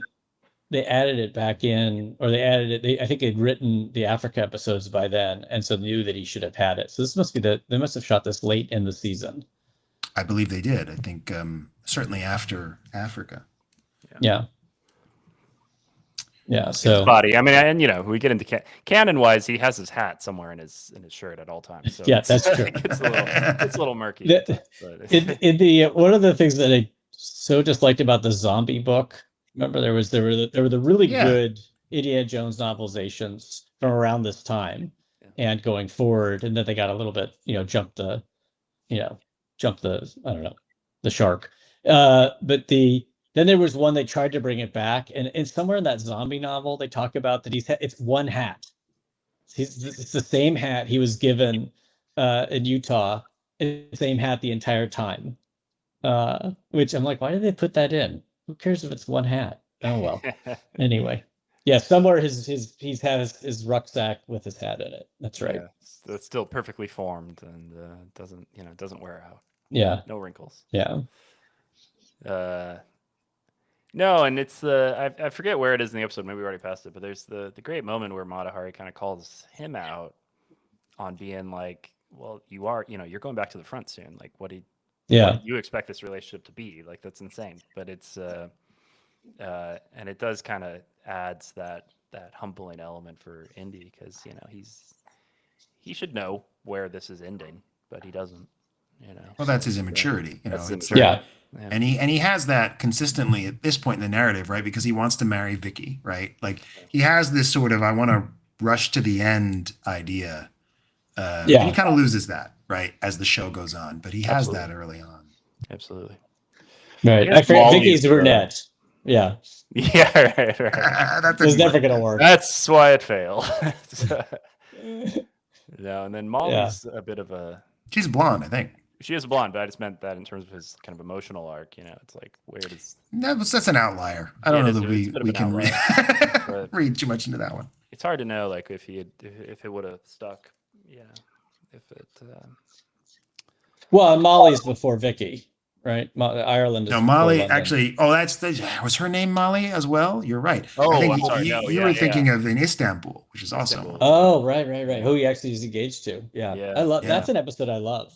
It's great. Istanbul. Yeah, that's no, Ireland. I always feel like I forget about Ireland, but it's that was what was her name? Was that? I Was it don't Molly remember. too? Could have been. I don't know. no, it probably wasn't. By the way, that shot that we had just a moment ago of her sort of seeming to get ready, I think that's actually from the outtake. I think that's like before they rolled cut. Oh wow, sure. Like And I they're think that ready, waiting. Yeah, and I think they needed a shot to explain how she changed or something. I remember at the time that like there was like no sound with it because they hadn't rolled sound yet. So it always stuck out to me as weird. So here's his flashbacks, which is again we're like in Nicholas Rogue territory, and Well, you know, the all light that through stuff. those slatted windows is totally Yeah. Nicholas Rogue. Yeah, yeah. I wonder if he would have come back and done more episodes. I wonder, like again, they didn't go far enough for some of these star directors. Well, Simon Winter's probably the most consistent of the directors coming back, but so does art directors, if you will. I put Nicholas Rogue in. Billy August did too, but like Oh, that's he right. did, he came back Vienna. for Northern Italy, Vienna, and then Northern Italy. Yeah, but yeah. I'm sure if they'd had a script, I'm sure Nicholas Rogue would have done it for a script he was interested in, right? And so it was a question of like, do we have an episode that feels like Nicholas Rogue? The girl in Ireland was named Maggie for all those. Maggie. Thank you. Solve that mystery. It's no, it is. It's interesting, and it's interesting too that Nicholas Rogue's career, like he was always kind of struggling to get the next movie funded. I heard an interview with Ian McDiarmid years ago where he talked about like the last time he saw Nicholas Rogue was in Paris or something, and said hi. This would have been in the aughts, probably in the 2000s. But Nick would said he was just he was trying to get his next movie funded. He was in his 80s or whatever, trying to find money. So I love that cut to Flannery looking in the mirror, like after that, like he looks like he's on drugs.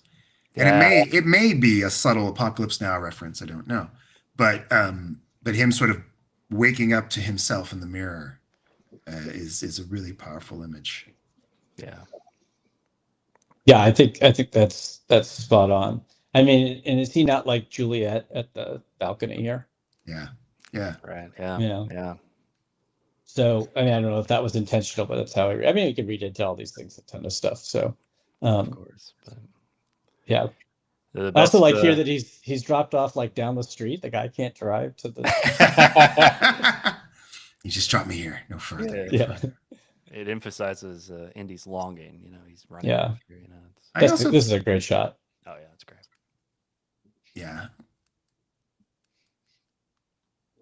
I wonder if this is that location it's in the Barcelona episode, and then it's in Mission Impossible. There's this lobby somewhere, and I wonder if that's the same one with the crossing staircases. Just be shooting the angle of it. I don't know. And redressing a little bit and relighting it. Yeah.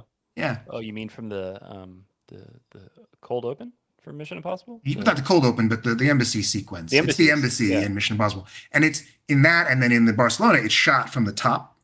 But I've never seen what the bottom of those stairs look like that I know of. So that could easily be the bottom of those stairs, right from the ground floor. It would match the architecture, That's great. It may also be used in the St. Petersburg episode as well, when they go to the rally, just the staircase and the column. So it's just an interesting thing. That's wonderful.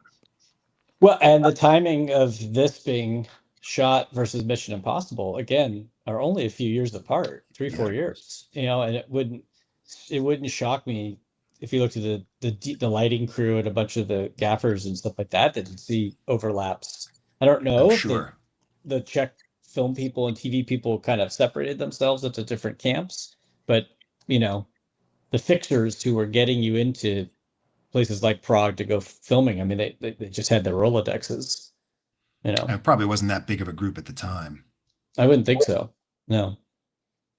More just, fantastic lighting and, just throw a 5K at the end of that hallway and, roll film, whatnot. That's great. These two remind me of the that shot there. It just reminds me of Mission Impossible. Very beginning with the drunken people walking through. And the fog too. They do the same thing in Mission Impossible, right? They pump that fog in.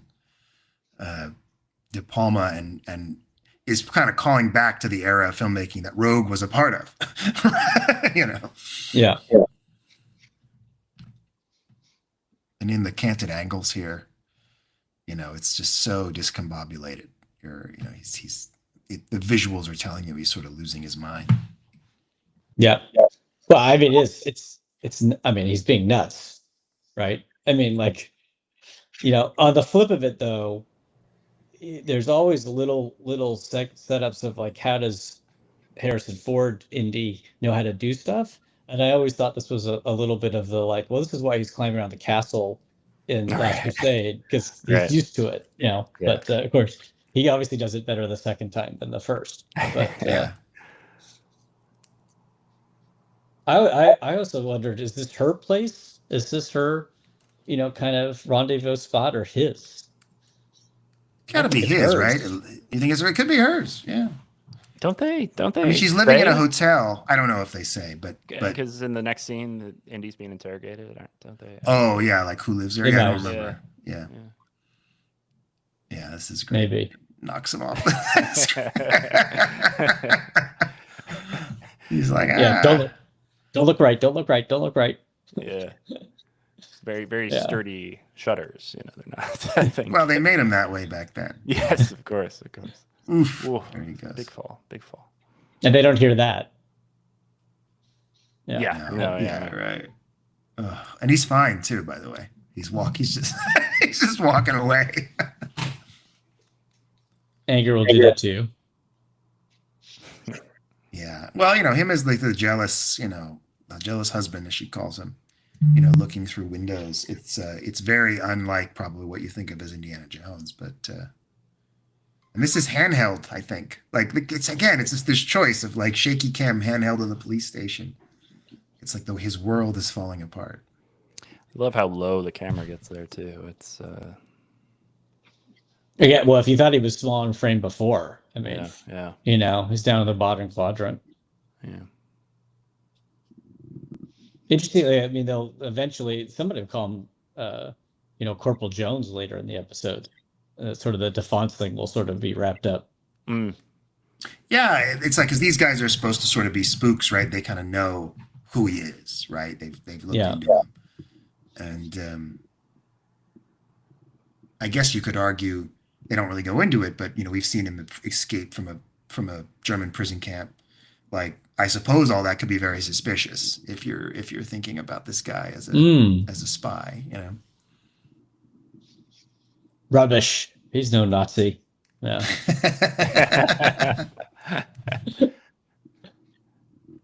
That's true, though. Yeah. Yeah.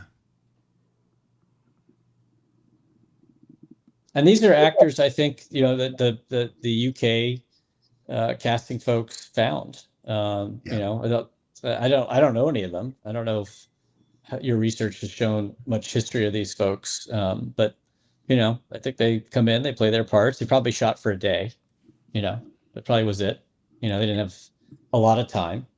And, you know, but they, as secondary characters, I think it's another strength of the show that you know, they typically are strong. And typically are like, oh, yeah, they kind of do their thing. Probably have done 100 TV shows before this and 100 after. And yet you don't, you know, they sort of fit their part. Well, they're the kind of actors that, you know, would have been on a British show that was shot on video in very low resolution. So seeing them, you know, lit like this is, and hear those flash forwards you were talking about, which kind of remind me of like the end of Belle de Jour, I think. Don't they execute her in the woods? Am I remembering that right? It feels like a very similar. I don't know. I don't know that Belle de Jour. What is Belle de Jour? It's Catherine Deneuve. I don't know the director. I'm embarrassed to say. It's a French film from the 60s, maybe. And, you know, she's a housewife who turns to prostitution. And I'm pretty sure she's executed at the end of the movie. And I think it kind of looks like this. Well, I mean, Nicholas Roeg would have known those films. Oh, yeah, for sure. They would do that, though. Like Simon Windsor mentioned when he shot Russia, that he was aware he was shooting the same scene that was in Dr. Zhivago.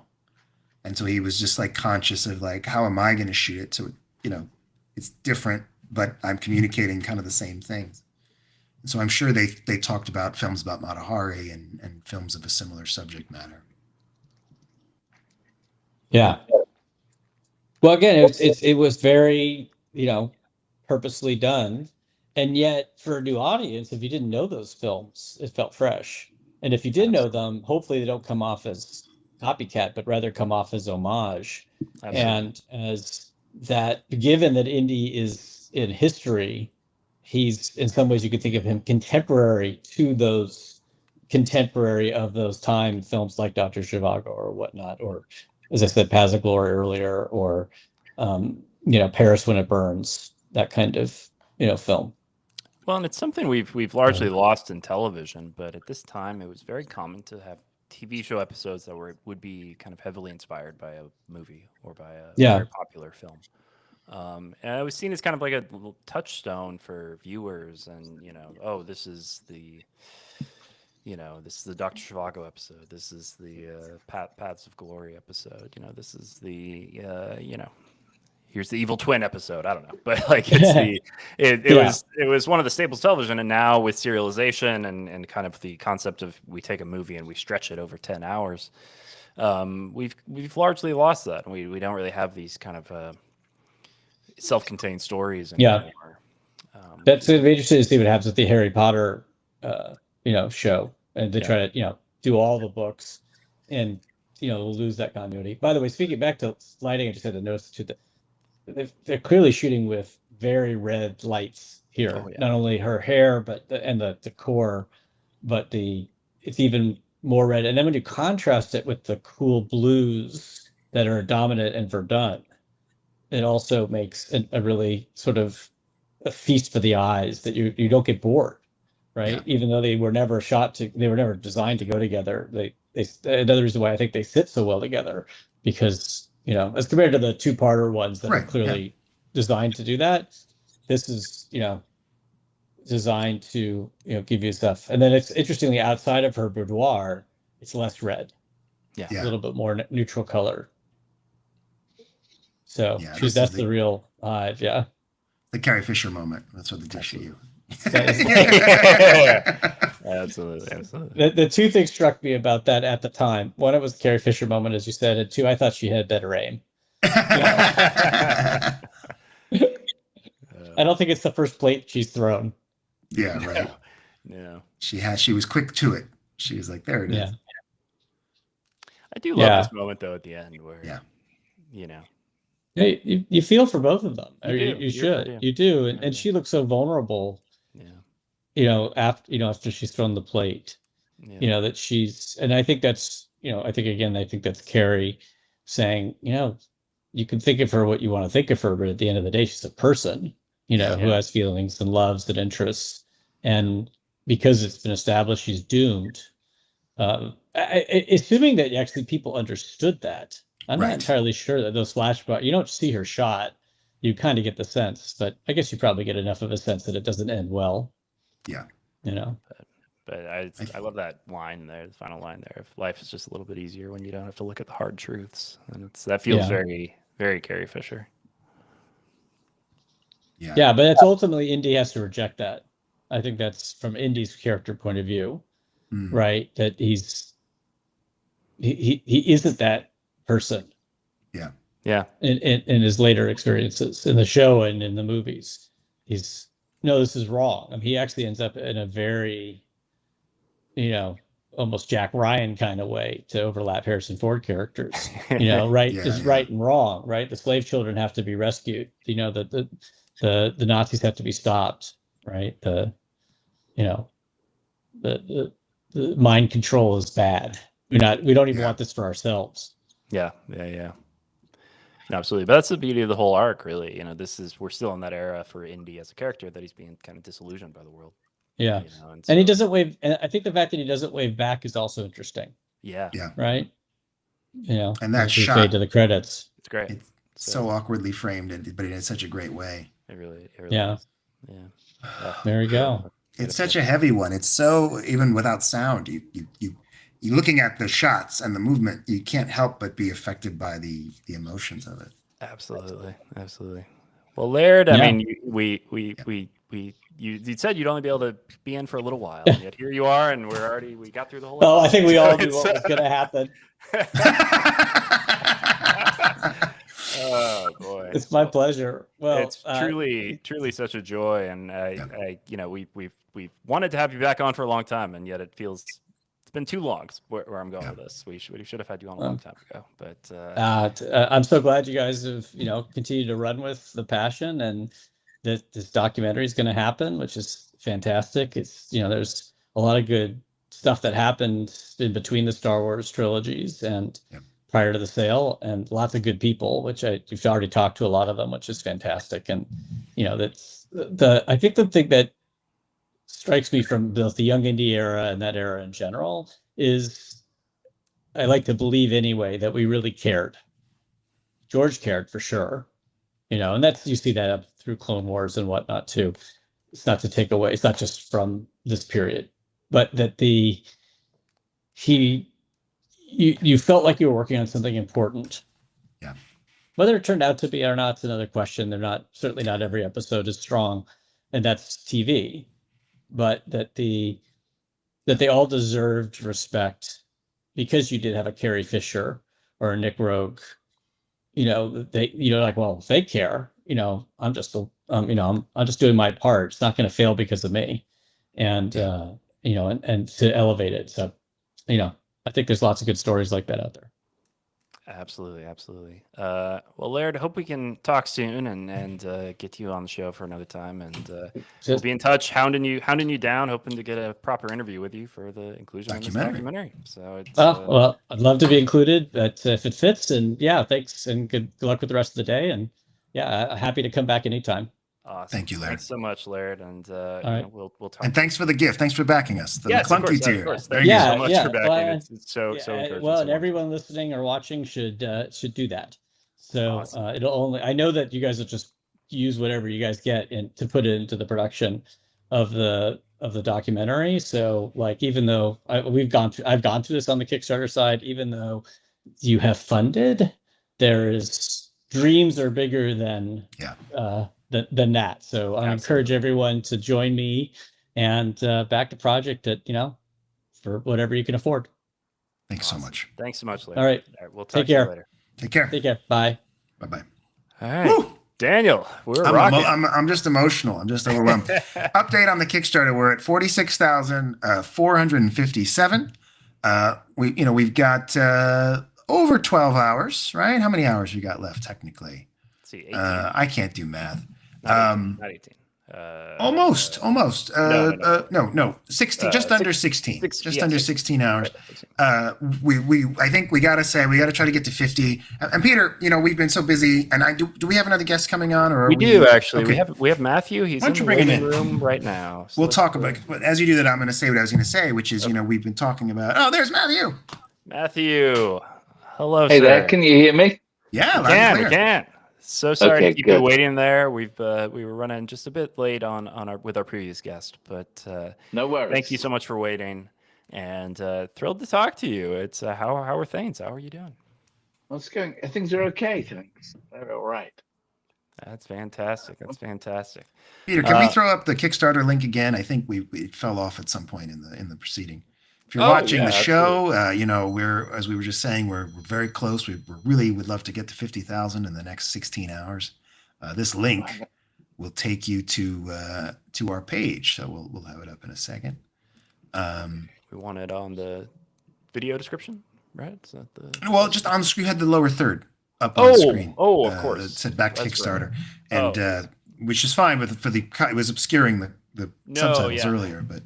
Apologies, viewers. I'd meant to kind of periodically pop that into the screen, but then I forgot.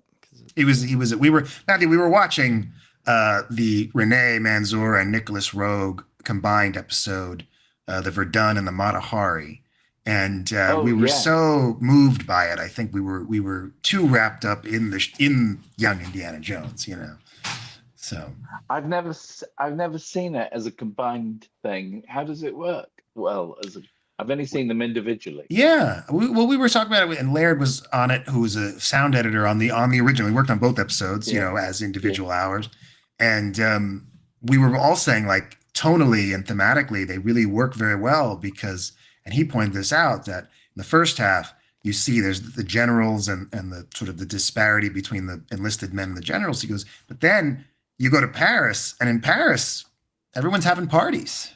He's like, it's a great extension of it. Like, these people aren't troubled by the people dying in the trenches in the war. And so, because you really, it's good to see that episode right after Verdun, because it brings that criticism with it. And they really work well together tonally and visually.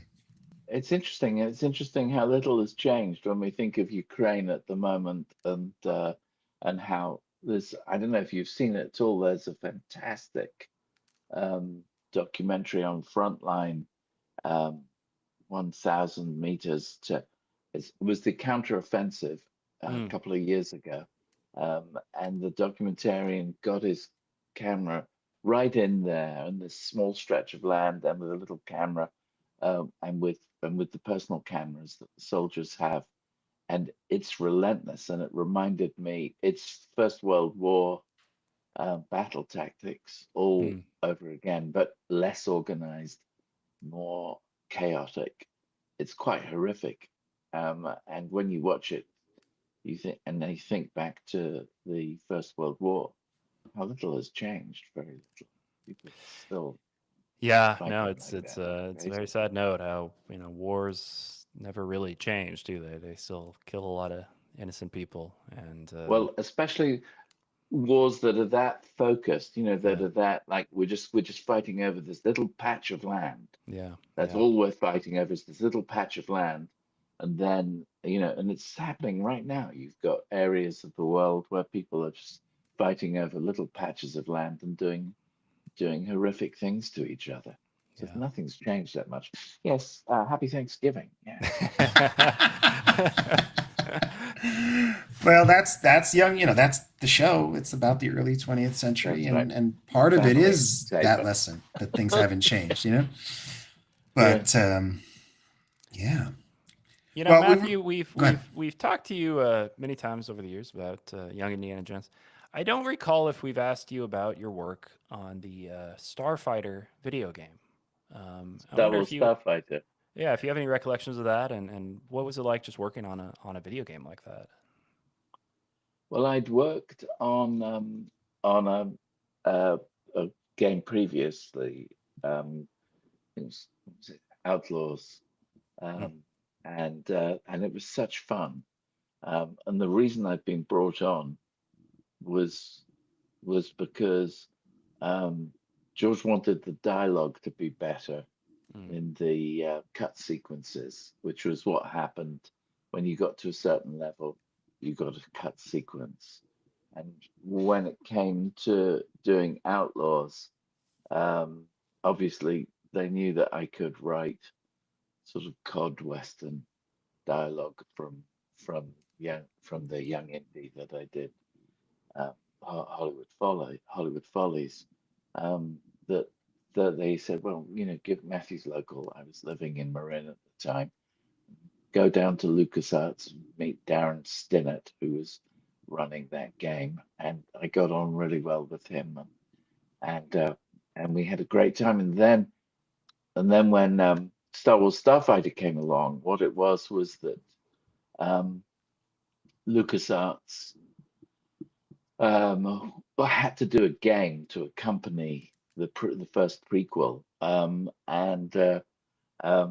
they didn't want the hero of the game to be Anakin or to be, the problem was, who could you have as the hero of an ongoing complex, as it was at the time, one of the first PlayStation 2 games. Sure. And we were only using a fraction of the PlayStation 2's ability at that time. And so I was brought in because to sort of overcome this problem of they didn't really want to use the prequel plot at all. They wanted to do something different, and they'd kind of come up with this idea of creating a sort of a bunch of kind of like space pirates, things like that. And my response was very much like, well, that's not bad. You can go down the same route as George was with the very first Star Wars, which was more of a homage to, you know, um, to westerns, ranchers versus cattle, you know, and we just went back to Western stereotypes, sort of the good bad guy, and that was the idea behind Starfighter, if I remember rightly, was to make these characters not different to how the Star Wars show had become, so that was the idea, was really just do something different, and I liked it because it was not pretentious, Sure. and there was plenty of fighting. I didn't really understand what was going on because I'm not really good at games. My then younger son um, was very helpful, and he sort of led me by the hand and said, "Listen, Dad, it needs this and it needs that and it needs that." I felt very old, but I wrote masses of dialogue, and you basically got paid by the line, so it was very different to writing a TV show or a film, and it was more like working in animation, which I hadn't really done. Oh no, I had done, so it was actually kind of easy for me, but it really was like working. When I first did it, I don't think I'd done so much animation, but it was great. So you were working with character design artists, different kind stories done differently in animation to how it's sort of carried out when you're just doing regular filming. I remember it was a big deal, that game, because it was the first, I want to say the first Star Wars game on the PlayStation 2. And so everyone was very excited for that because Rogue Squadron had been on the N64. It was a great game. And this was going to be the first, Star Wars flight game on a next-gen console at the time. That's what the PS2 was. And, there was a lot of trailers, a lot of promotion. It was a very highly promoted game. And I remember being aware of it for at least a year before it came out. It was that kind of game where they would be like, this is coming. And you didn't know what it was. Exciting. Yeah, very exciting. And now there's a Ryan Gosling movie taking your title on the horizon. Not taking the title. I think it might be taking some of the characters. I've got no idea. I'm certainly going to find out. I know that when you worked for LucasArts or Lucasfilm at that point, it was like working for Disney. You kind of signed your life away. Right. So just for the honor of being part of the universe. Well, if anyone working on Star Wars Starfighter the film is watching, I think Matthew at least deserves a special thanks or something. Like, we understand, but some sort of acknowledgement in the credits would be appropriate. That's the position of the Young Indie Chronicles. I'm not going to do that. I think I'm going to have to get a lawyer. Just say, look, also take a look at the characters and take a look at what I wrote. I've still got all that stuff. There may be some kind of paper trail there. Well, there you go. But who knows? The law is the law. Yeah, well, it happens. But I think it's funny because they were going to make a film called Rogue Squadron. That was a video game. And now they're doing Star Wars Starfighter. So they just like to pull those video game titles and reuse them, Well, Star Wars Starfighter, I mean, the idea was that you had a bunch of kind of good bad guys just going out there, and they were interesting characters, which is very close to the New Hope, and it was very close to, sort of, it was much more flying by the seat of your pants rather than sort of colonial politics. I think LucasArts, when the Phantom Menace came out, it was such a, I thought, horrible reaction.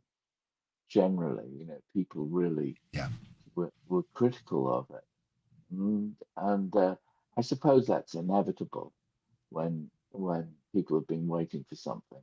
Yeah. been down that road many times. And so you have people waiting for something, and then it comes along, and they've got their expectations too high. I can't whistle the theme, or I would, but I can't do it. Oh yeah. Yeah. Oh, what, Doctor Who? Yeah, I'm Yes, sure yes. that must have been hard. Well, that was okay. You know what was strange with Doctor Who was that I went back for a convention in the UK a couple of years ago, and somebody had dug out the sort of British reviews, the newspaper reviews for the TV movie, and they weren't bad. They were really good. And there was a couple of there were reviews there that I'd not read or I'd just glossed over. I think what happens is if you're doing something, you tend to only read the bad reviews. Sure. You know, so you know, it was even when we say something was sort of torn apart by the critics, it was never completely torn apart. Yeah. You know, there were some critics out there who didn't, but I think we get very sensitive to all of this stuff. When you're creative, you tend to wrap your identity into your work, probably more than you should, and it becomes a criticism of yourself. Yes, it's strange, isn't it? Yes, and you try not to make it like that because you hear all these people who are very good at dealing with everything like that. Anyway, how's it gone today? Well, good. I've got the little tracker in front of me, and we actually just had two backers. We have Mr. Timothy Bowman, who's joined us. Actually, did something very creative. He joined us at the Henri de France tier, which is the first physical tier, and then added a collector's Blu-ray. I assume because why get the full tier? But as a result, he's able to get the collector's Blu-ray for about $15 less than the main tier itself. But of course, he doesn't get all the extra bonuses for that $100 tier. So totally fair. But good for you, Timothy. You've got yourself a Blu-ray.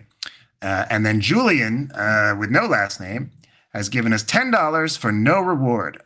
We have a few of these no reward people, and I just want to say to them, I'm really touched. But the $10 reward, if you would like it, it's very easy for us to deliver. That's why it's a $10 reward. So please, by all means, get your digital sticker. It really isn't very hard. So if it's not too late, if you want to go back and add the reward in for $10, it's our pleasure to give you the $10 reward. But we're currently sitting now at 46,552, which means we have gone 310% of our goal, which is wonderful. And if guys out there, we got about 15 hours left. If we get to 50,000, Peter and I are going to write you a book. So, make us work. That's what I say. Mm-hmm. I promised a book once on a Indiegogo campaign. Is it still owed? No, I wrote it, but you're asking for trouble by promising to do that because it's not easy to write a book. Yeah. So it's like it was on a film called Your Good Friend, which is on Tubi. Anybody can watch it. It's on a few places, and it was a micro budget film. Yeah. I just started teaching at universities, and I got very excited by the way in which you could make films for next to nothing. Yeah. And we made the film, and we did a Indiegogo to get some marketing money so that we could sort of distribute the film.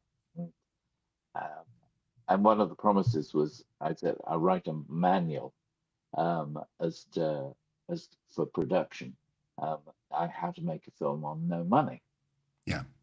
Now there are lots of those around. When I wrote this, it hadn't been written that much. This was back in 2014, but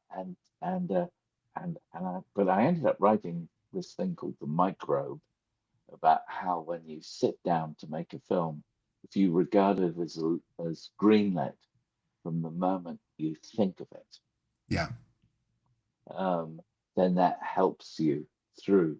And I think crowdfunding has been a tremendous assist for people who want to just regard their project as greenlit and not wait for permission to make their films. If you waited for permission to make a film like the Young Indie film or Doctor Who Am I or any of those films, it would never come because distributors would just be too frightened because you're dealing with such a massive intellectual property.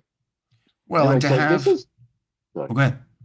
No, you go ahead. I was say to have 235 people now supporting the project, it really is that green light, as you're saying. Like we know that people want the film, and that's such a wonderful place to be.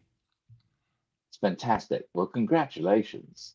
Thank you. I mean, even if it doesn't get to 50 grand, I mean, it's part of me. I mean, I really do hope it does get to 50 grand. But certainly with 40, with less than 50 grand, between 45 and 50 grand, you've got enough to actually deliver at least something that you can take to the festivals. Absolutely.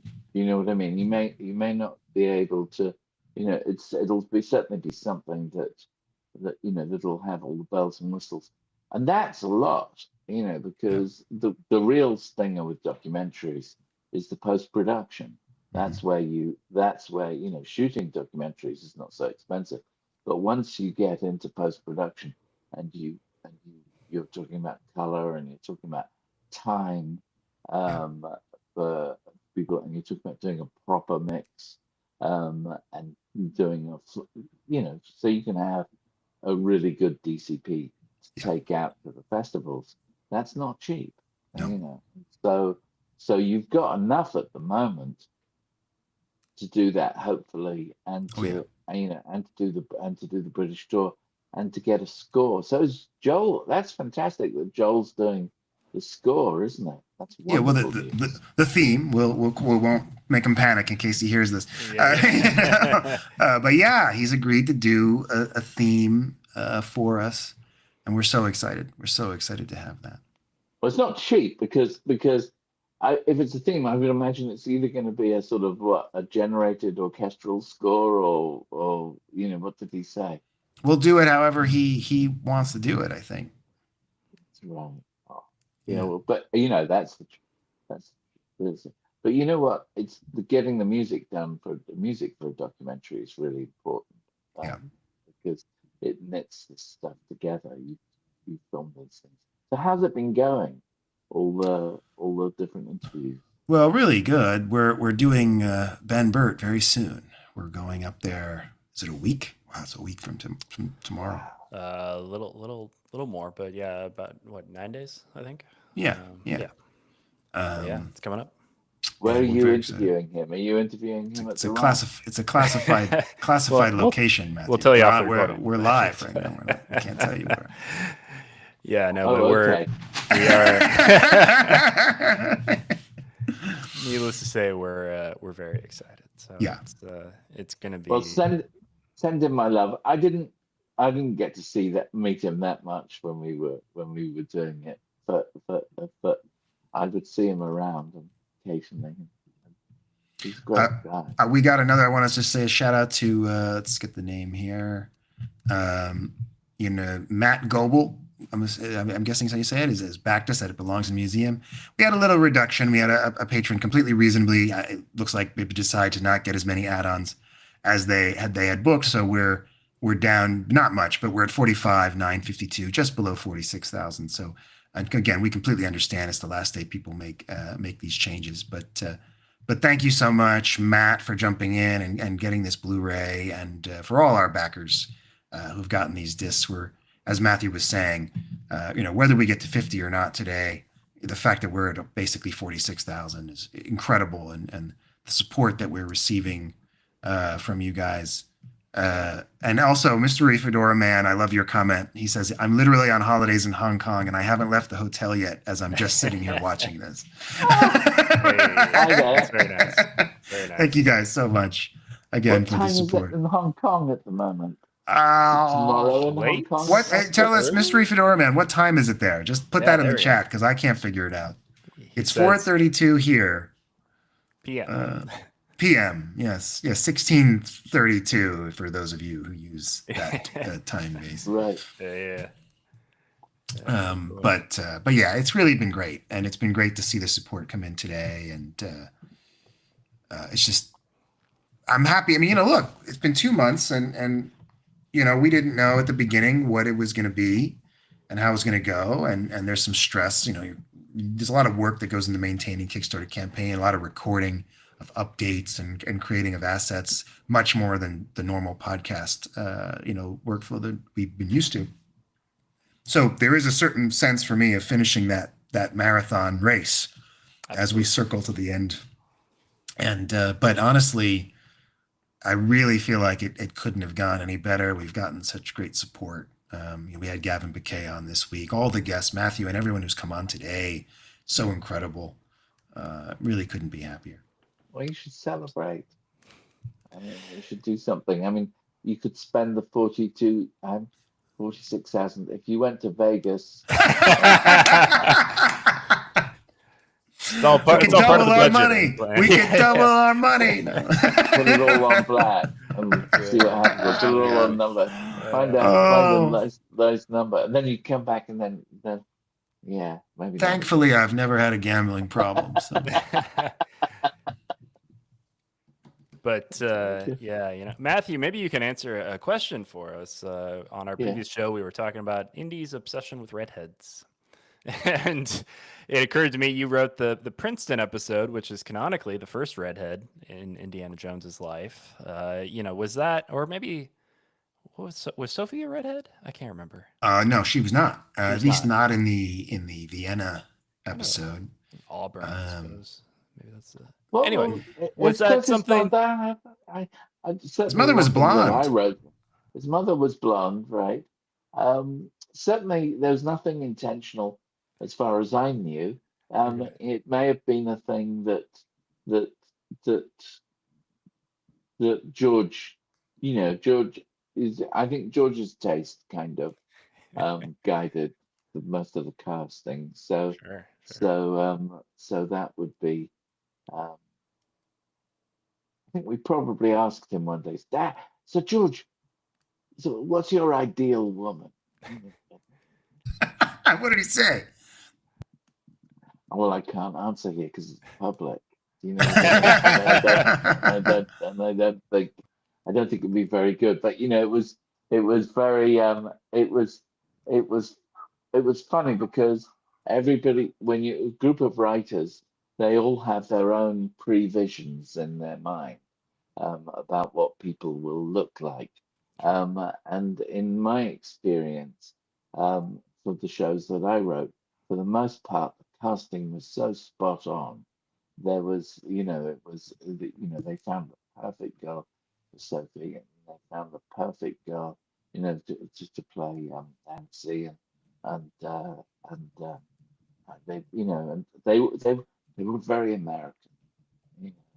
And so it was exciting that when he loses the show you've just seen, when he loses his virginity, someone who's really not American.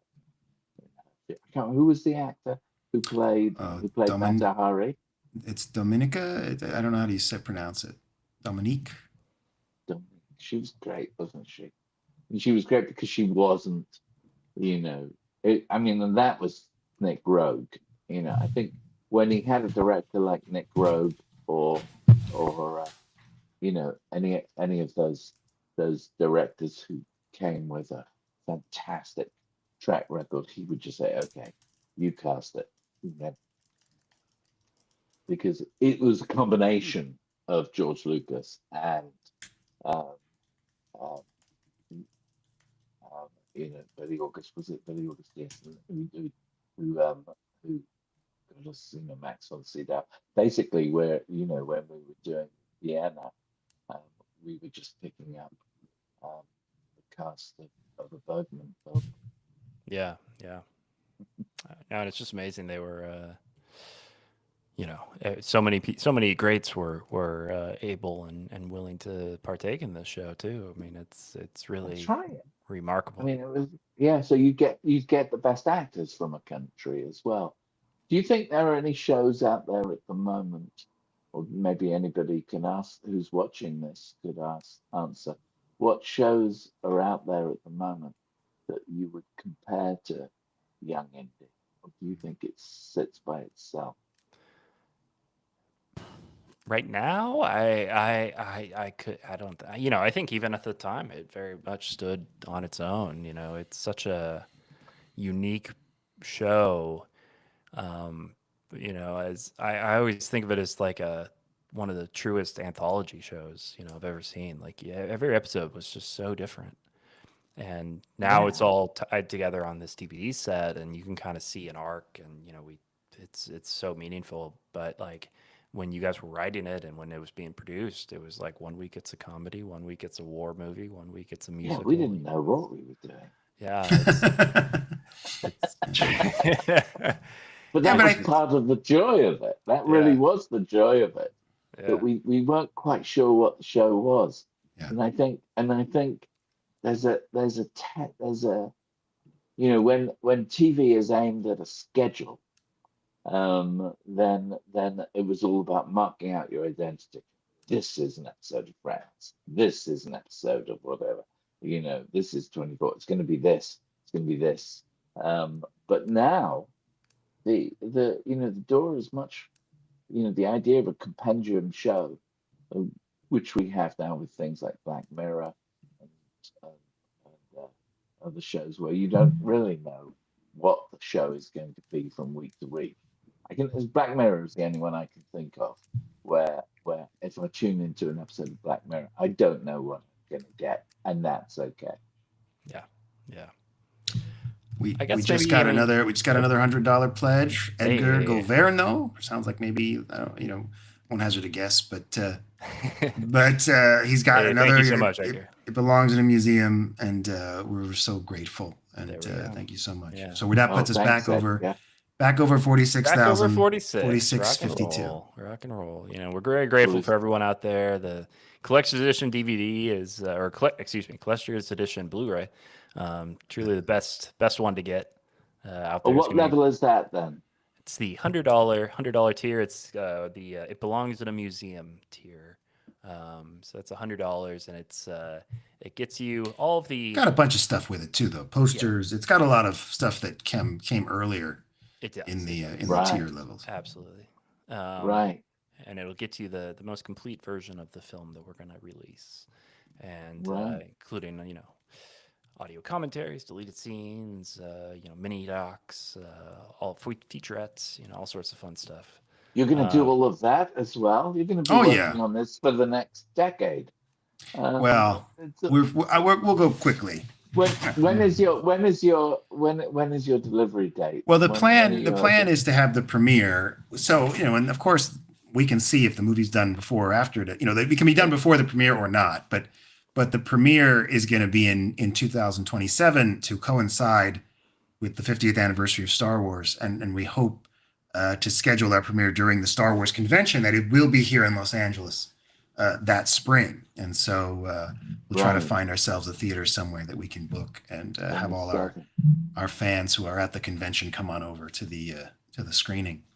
But it's funny, we have to sit down and talk production schedule, but my hope would be that we can complete shooting, within the first half of the year, which would effectively give us almost a full year to complete the film. Yes, you need a year because you have to find a story. It doesn't matter, you've interviewed everybody and everything like that, and it's going to have this massive thing, but you end up with documentaries writing these things in the cutting room. And the hardest thing is to find the story, to find out something that people can invest in, regardless of what they know. So it's not just an informational film; it's an entertaining film. Yes. And certainly the festivals that would be right for this kind of film, I suppose. I mean, we had the similar path with Doctor Who Am I, where we would look to. So we didn't really get any traction on the festival front until we started really going for sci-fi festivals. And there's a lot of sci-fi festivals around the world, and if you marry that to as much publicity as you can, when you hit a tap, we did London Sci-Fi Festival, who were fantastic, and we ended up winning the audience award there with it, and we got a big write-up in the Guardian, And that caught the attention of Kaleidoscope. So Kaleidoscope then picked it up as a as for a small theatrical release in the UK, and for world sales, and then they sold it to Gravitas here. So there is a pathway for these films that are basically completely independently financed, that are dealing with very expensive IP. Obviously, the errors and omissions. Yes, that which by we've itself talked about. costs you a couple of thousands. Yeah. A couple of thousand. You can't get around it. You've got to get the insurance, or else no one will touch I want to ask you a question about your documentary, but first, Edgar has shown up in the chat. He says thanks. Edgar? And he's in Winnipeg. He's in Canada, and he says the family name is Portuguese. So I don't speak Portuguese, but thank you, Edgar, for being in the chat. Edgar. Nice to see you. Fantastic. But I wanted to ask about actually, and Mark Pendlebury, who is married to my mother, you know that guy, has also donated at the $100 It Belongs in a Museum level. Which, Mark. By the way, guys, Mark, thank you so much. Considering my mother has already backed it out, you need even higher tier. I know you're just doing this to support because you will already have a copy of the film. But thank you for your support, and I really appreciate it. We all really appreciate it. That's very kind. I need to put some money in. That's right, Matthew. But I wanted to ask you, your film, did you do Doctor Who Am I in 4K? No. I was curious. It all ended up as a mix. I think. Gosh, no. The release, obviously, I think, is in 4K. To ask Vanessa Yule. Vanessa was the editor and co-director, co-producer. She, we ended up, because we shot it over a bunch of years. It was a much slower process. It was nowhere near as well organized as yours. And we did find, we started off shooting on a Canon 5D, and then by the time we were finished, we were shooting on fancy Sony cameras. Right. So the source media was from all over the place, and obviously we were putting in media from the BBC, and we were putting in some old home movie media from my stuff that I had. So it was a real mix of stuff. But we found a very good post house in London who were happy to come in, pull together, all the different formats and find a look that unified everything. But yours, the stuff I've seen from you. Well, we shot, everything we've shot so far on two Blackmagic cameras, which we shot your interview with, and then thanks to this campaign and in preparation of interviewing Ben, we were able to, because those are borrowed cameras, we were able to purchase two of the smaller of the two cameras that you saw. We bought two of them, and we have them now. They're behind me in a case, and they shoot in 4K native and 4K raw. We're shooting everything in 4K raw DCI. So I can worry about the framing at the very end, but my thought, as you mentioned, DCP, is to have a version of the film that is the full width of a theatrical 1.85, which is the native resolution of the camera. And then obviously on home media, we will crop to the normal. It's a slight difference, so slight that a lot of people won't even care, but I sort of care. So it's sort of if we make a DCP, we'll use the full width, and then for the Blu-ray and the DVD, we'll do the slight crop. It's not going to hurt any of the reference footage. None of our reference footage is that wide, so it's literally just what we're shooting. But well, Edgar would know all this, wouldn't he? Yes, yeah. I mean, you've got the thing that you do have to look out for is getting a good mix. Yes. And then you want to have a mix that can play theatrically as well. Yeah. And there's no way around it. You end up having to book a day in a theater. Yeah. That's normally a couple of thousand, to sort of really get the. Matthew, we should throw out there our friend from Hong Kong, our man in Hong Kong, wanted to say that he loves the Doctor Who movie that you wrote. Paul McGann movie. He says, I'm a big Doctor Who fan, and that TV movie was the first Who I ever watched. Live as Live as it went out. Excuse me. Live as it went out. Absolutely loved it. Oh, so he didn't watch it in Hong Kong, did he? Did he watch it? I think he's in his hotel. He's probably just traveling to Hong Kong. Yeah. Oh, okay. But yes, a lot of people, it was their first experience of the Doctor, and so that's why it was. I mean, it's lived as a film. I still love watching it, but I haven't seen it for a long time.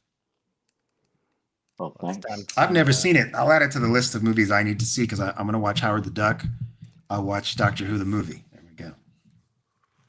Well, I think that's a really good idea because it might look better next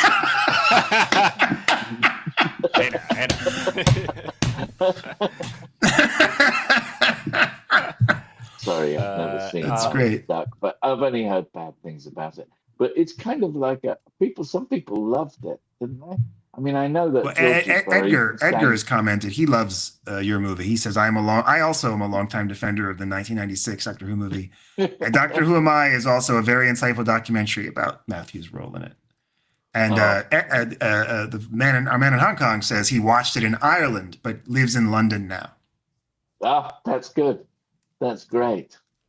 Yes, it was all over the world and it was fun. Matthew, let me throw out a question for you. If we threw up a few signed Doctor Who the movie Blu-rays onto the Kickstarter, would you be willing to sign a few of those? If anyone in the chat, would you guys be willing to snag one of those? Do you want me to donate Blu-rays, or will you guys buy the Blu-rays? Oh, we buy them. Of course, we buy them. Okay. Well, then, yeah, absolutely. Hey, let's, he's like, as long as I'm not buying the Blu-ray. I love that. No, of course not. Peter, I'm assuming you've already checked out the price of the Blu-rays online. Oh yeah. Okay. They're region 2 only. I should. Well, you're getting an autographed Blu-ray. It doesn't guarantee that you can watch the Blu-ray. Obviously, it's a keepsake. It's a collector's piece. If anyone wants Let's that, note that in the fine print. Drop that into the chat, and we'll. I'll sign anything you guys want me to sign. Thank you. This is the least I can do. So if people want signed that stuff, that's great. Or the game. I've never signed the game. Oh. I've never signed, but they don't really put your name on the games. Oh, the Starfighter. Starfighter. Yeah, that's a shame. I wish your name was on Starfighter because that would be really cool. And honestly, it might be harder to find yourself a copy of Starfighter on disc than Doctor Who Blu-ray. Yeah, it's a tough one. Yes, that's right. Yeah. Well, the Doctor Who movie is quite expensive. The TV movie is quite expensive to buy as a Blu-ray. I can't afford it. All right, the Eddie and or at least Redhead of Adventure claims I guess he's speaking for people. I don't know how you should claim that. Well, Amit, we know Amit. He came to our event, and he cosplays a Doctor Who sometimes. So yes, all right, he does. I'm gonna throw this up there. See. All right. See if we can get some. Yeah, all right. I trust you. I'll happily. I'll sign anything. I mean, we got to get to 50K here, Daniel. We gotta. No, I know. Let's not take advantage of our friends. Of course. No, it's so. Yeah. Okay, that's great. So who are you interviewing next? You're interviewing Ben. Oh yeah, you mean for the documentary? Are you going to interview Edgar? Have you interviewed Edgar? Good old Edgar. Maybe we'll do a grab bag. We'll do a podcast episode where we go through our backers and we send them notes and said, "Would you guys like to come on?" And we'll just do a bunch of episodes. Could be great, actually. It could be a lot of fun. So we're gonna put up an add-on of Doctor Who the movie Blu-ray, which looks pretty good. So you're saying this is a Region 2 Blu-ray? I'm looking at it on Amazon now. Yeah, it's region 2 only. But which one is it? Doctor Who am I? See, I can't see your screen. Oh, well, no, it's just Doctor Who the movie, the one with Paul McGann. Right. I see what you mean now. It is Region 2. It is Region 2. I see that. But it's a great cover. I mean, it's cool. A very good display piece if you just, absolutely if you're a collector. The version of the movie that I liked the best was the one that Germans are fantastic at pulling out, sort of looking after stuff. They looked after the original prints of Star Wars, and they kept the very completely. And George went back to those prints, or he was talking about that. I'm sure you'd be talking to people who can talk about this more lucidly than I can. But I have memory of been saying, well, I had to go all the way to Germany to find a decent print of New Hope to restore it. And likewise, they took the Doctor Who TV movie and they made a really good Blu-ray set of the TV movie with all the additional material. Yeah. There was a couple of documentaries made about it, and it's just beautifully done. And I wrote a piece for that. Yeah, so there are studios around the world. Now, what'll be interesting, what hopefully will happen is if your documentary turns into a massive hit, then it'll re-stimulate interest in young indie, and those the people you'll get a new audience. Well, we certainly hope to keep ringing the bell. Also, Edgar says he would like to come on the podcast, and he's done a bunch of young indie updates for the Wikipedia. So it does count, Edgar. We're gonna figure something out because it's too good. Yeah. But we would love, of course, for all of this to prompt them to do a Blu-ray release of Young Indiana Jones, a restoration, or as Laird was talking about earlier, a soundtrack release of all the music. Something Joel McNeely's talked about with us too. Well, they did some. They did a few CDs, but there's a lot of music that's a lot of music unreleased, and the tapes. As Laird was saying, because we archived all of it because the music was all put in excellent condition and ready to go. The music is excellent. I mean, that was the thing that he never skimps on. I mean, a proper orchestra is playing, and when for a TV show to have a score. Yeah. That's as rich and as beautifully written as Lawrence and Joel did for he was very rare, and it won Emmys for that. Yeah. It's good. Is it up, Peter? I want to see this add-on that you're adding. Just finishing. He's like, give me a minute. Give me a minute. But what else? So the aim is to be finished in 27. Yeah. In time for the 50th of Star Wars. It's of course the 30. See, 27 would be the 30th of the special edition. All these things sort of align. It's the 25th of Attack of the Clones. A lot of significant Star Wars dates. I guess no real Indiana Jones dates will line up to that. But I think just the fact that all the fans will be in town, as we talked about doing a premiere, and it just seemed like a great opportunity. And of course, at that time, try to talk to distributors, try to get it into festivals. I think it'll be great. And as we secured so many great guests. And I think we've been able to make a real splash in the fan community. I think we'll be able to get some good word of mouth. If you've got the energy, I mean, then you have a fan base, and if you find through the process of post-production that you can access that fan base in a meaningful way, you get several million people following what you're doing, then you don't really need a distributor. Then you really could distribute it yourself. Yeah. Then might actually, that would be super. It's true. The direct to AVOD model these days can be, solid. It's a solid approach. The what? Kind of the self-distribution model for documentaries can be quite good. But yes, and it's all about finding the audience, isn't it? It's really about and starting a relationship with it. And that's, of course, one of the wonderful things about crowdfunding is you've got your initial couple of hundred people, and there's probably more people who are interested. And I don't know if these things, and it seems a shame that they only keep it alive for a little while. I mean, I don't think you can go out and start a registered charity for your no, I don't think. But that's what you're saying is the best business model is just to start a church. It's the church of the George Lucas Lost Golden Age, and people can just give you money. And it's the church of the Force, and then you'll avoid all taxes, people can give you. No, we got. I mean, that's the thing about with documentaries. If you're saying,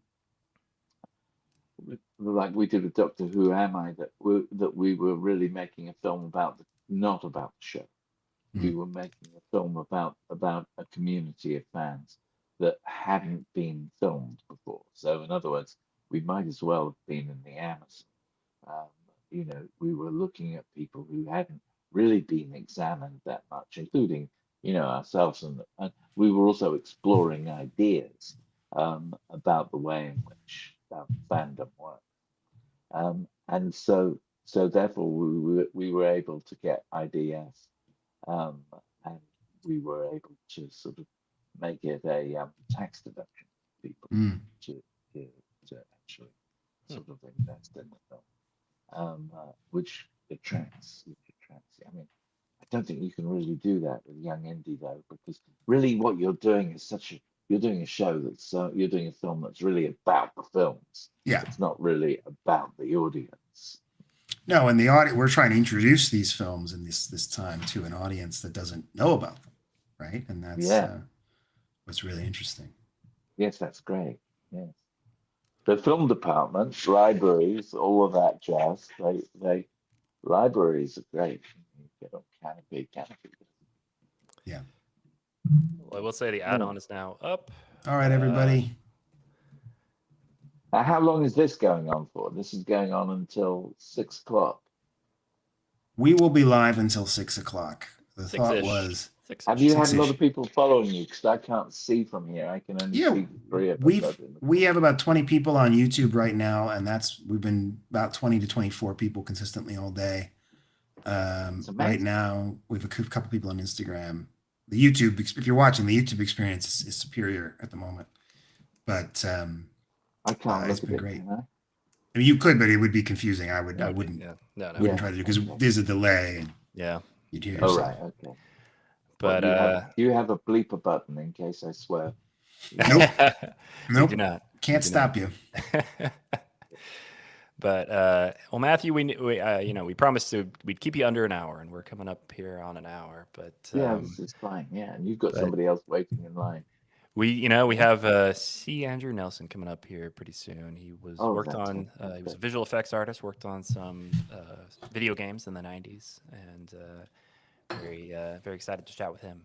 But Matthew, what do you got coming up here? Do you have anything to look forward to? It's just enjoying the holiday season. Very little I can talk about except for Lyrax, because we didn't really discuss this at all. But I started out as a child actor, and I act in Bowman's films. I act in my own films. But anyway, last year in 24, I played Gloucester in Al Pacino's King Lear. And anybody who knows the plays knows that Gloucester is the guy who gets his eyes poked out, and has his son Edmund. So it was a really good role. So everything's kind of in stasis, sort of waiting as they've been cutting it, making it look great. And so far so good. So hopefully that comes out next year. So that's the next thing to come out, along with a smaller independent film directed by Jen Kun. She directed a short film that I was in called There's Always Time to Say It, which was about sort of male depression and suicide. Very serious short film. But this is a film called Gracias Padre. It's more comedic. I mean, it's very much, it's a dramedy. We shot that in Mexico at the beginning of the year. Oh yeah, that's right. And that's being cut now. So I've got 2 features coming out next year as an actor, and then hopefully I'll be shooting. I've got a couple of projects that I want to make. Hopefully I'll be shooting one of those next year. That's fantastic. Otherwise, I do a lot of consulting for people who, certainly through my managers and that they pass people on to me. So I help people with screenplays, and I teach at universities. So I sort of keep busy. Well, I try to keep busy, but I'm not doing anything like Young India anymore. I'd love to do some stuff. There is a couple of stuff. So anyway, next up is Pacino's King Lear, and that's with Peter Dinklage. There's the there's the Fool, there's Jessica Chastain, there's Goneril, Rachel Brosnahan as Reagan, and Eliana DeBose as Cordelia. Oh, it's got a great cast. Yeah, great cast. That's right.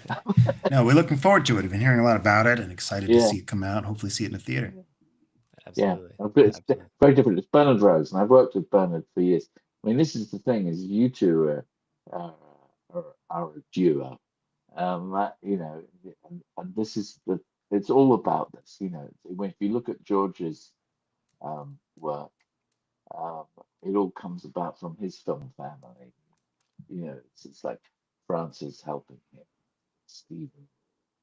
You know what I mean? All these people, they all help each other, and that's really what generates work. Is the film family that you're in.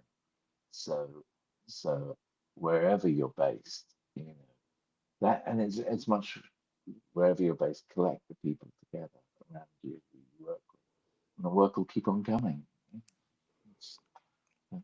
Because you can pick each other up when you fall down. No, that's a great sentiment. I think to wrap things up on, Matthew, thank you so much for joining us, and it's been a pleasure to talk to you. Viewers out there, as a reminder, Matthew's kindly agreed to sign a few autographs for us. You can find those in the add-on section for the Kickstarter. He's willing to sign some Young Indie VHSs if you're down for that. Also, just announced today he's willing to sign some Doctor Who the movie Blu-rays, Region 2 Blu-rays, but still they look like a great set, and it'll come with his lovely signature on it. So please check those out on the add-ons. We're currently at $46,152. Keep going. We can get to that 50K mark, which is also our final stretch goal, which means we'll be able to produce a companion book to the documentary, which will have the extended story of this lost golden era. So Matthew, thanks again. We will undoubtedly talk to you very soon. Yeah. Yes, just hit the leave button, and we'll talk to you here soon. Thank you so much. Cheers. Thank you, everybody, so much for contributing to this. I know it's going to be great, and I'm really looking forward to it. Thanks a lot, mate. Thank you, See you Matthew. later. Bye. Matthew. Thank you. I'm going to post about these add-ons on the Instagram. Great. And I'm going to play a little video here as we're waiting. Okay. I found a nice little behind-the-scenes video of Rebel Assault 2. Oh, nice. About to get on with C. Andrew Nelson. So let's give this a watch, see if this works. And you're with me, and I'm going to show you. So come on. George Lucas's entertainment company is an amazing think tank where artists and computer programmers gather together to create the latest in technology. A game like Rebel Assault 2 is an action-adventure based on George Lucas's Star Wars. It took 15 people a year and a half to go from idea to completion. Walk this way. This is Vince Lee. He's the project leader for Rebel Assault 2. The entire game is the brainchild of Vince. If the game fails, Vince is fired. Have it like out buried in the sand. I like to make sketches, and they're really what we call thumbnails because they're simple storyboards that outline exactly what the story's going to be, what the scenes are going to be. These are, for instance, some of the storyboards that I drew for Rebel Assault 2. After Vince's version, other artists and computer programmers move it to the screen. Do you have any codes that are like top secret? Well, there's certainly things that I'm very proud of that I wouldn't want to get out. Oh, come on, just tell us one. Oh, basically, in Rebel 2, one of the things I think will really give it an edge is the ability for us to play back high-quality video off of a CD. We'll take out the cooling system. Do you spend a lot of time with George Lucas? Have you been to his house for dinner? Not yet. No? George, invite Mr. Lee to dinner. He's your project leader. I think it's the least you can do. I gotta talk quick because I'm in outer space, there's no air here, and I'm dodging these bullets that are coming at me. This isn't really happening. I'm being superimposed on a digital background. This is one of the miracles of modern technology and entertainment. Boy, did you see that one? It almost hit me in the head. But look, it's actually just a blue screen, so I'm just sitting here in a room. But I snap my fingers, and I'm back in outer space again. Cool. So essentially what you've done here, gentlemen, is to create an entire digital background. Is that correct? Yeah, that's what we've done. It saves a lot of time from having to build all these sets, saves a lot of money. We have a lot more control over what happens, and then we can get more far out with the environments. If we want to fix something, or if the lighting's not right or anything, we can change it all, right here, and not have to go back and rebuild anything and reshoot anything.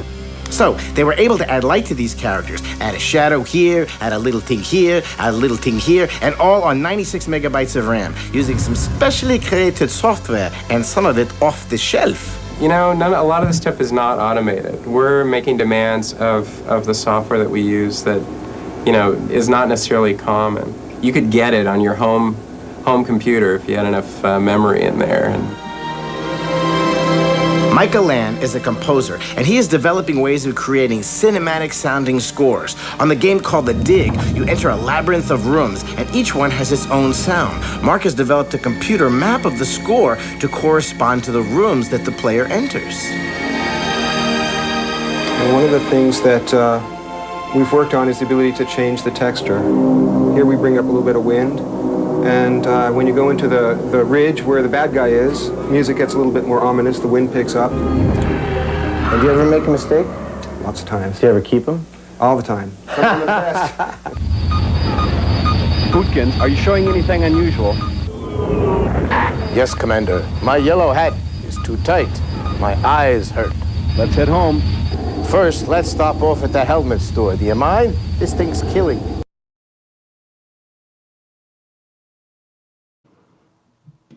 All right, that was a very strange video, but that was a video. So there we are. And it's who was that actor? He looked vaguely familiar. Oh, I don't know. There were a lot of actors in Rebel Assault 2. I loved Rebel Assault 2, and we got some comments on the chat here. People playing the heck out of that game. There was a PlayStation. Obviously, it was a PC game. I primarily interacted with it on the PlayStation 1, and I still have. Actually, you can get it. What's cool, if you're interested in this sort of thing, on the PlayStation Store. You can get a version that will run on your PS4, PS5 flawlessly, because I still have my original CD-ROM, but even in a system that could play them, I found that the cutscenes didn't work. The game just doesn't really hold up. But the new version you can buy, it's great. So recommend that if you're a fan. I was playing it just yesterday, and it looks good. It's not a remaster; it's just a kind of a port. But they kept the original aspect ratio, which I find a lot of those kind of ported games, they actually try to stretch it. And that doesn't look good, but this is the original 1.33. Andrew's actually in the waiting room. Let's bring him in. Bring him on in here.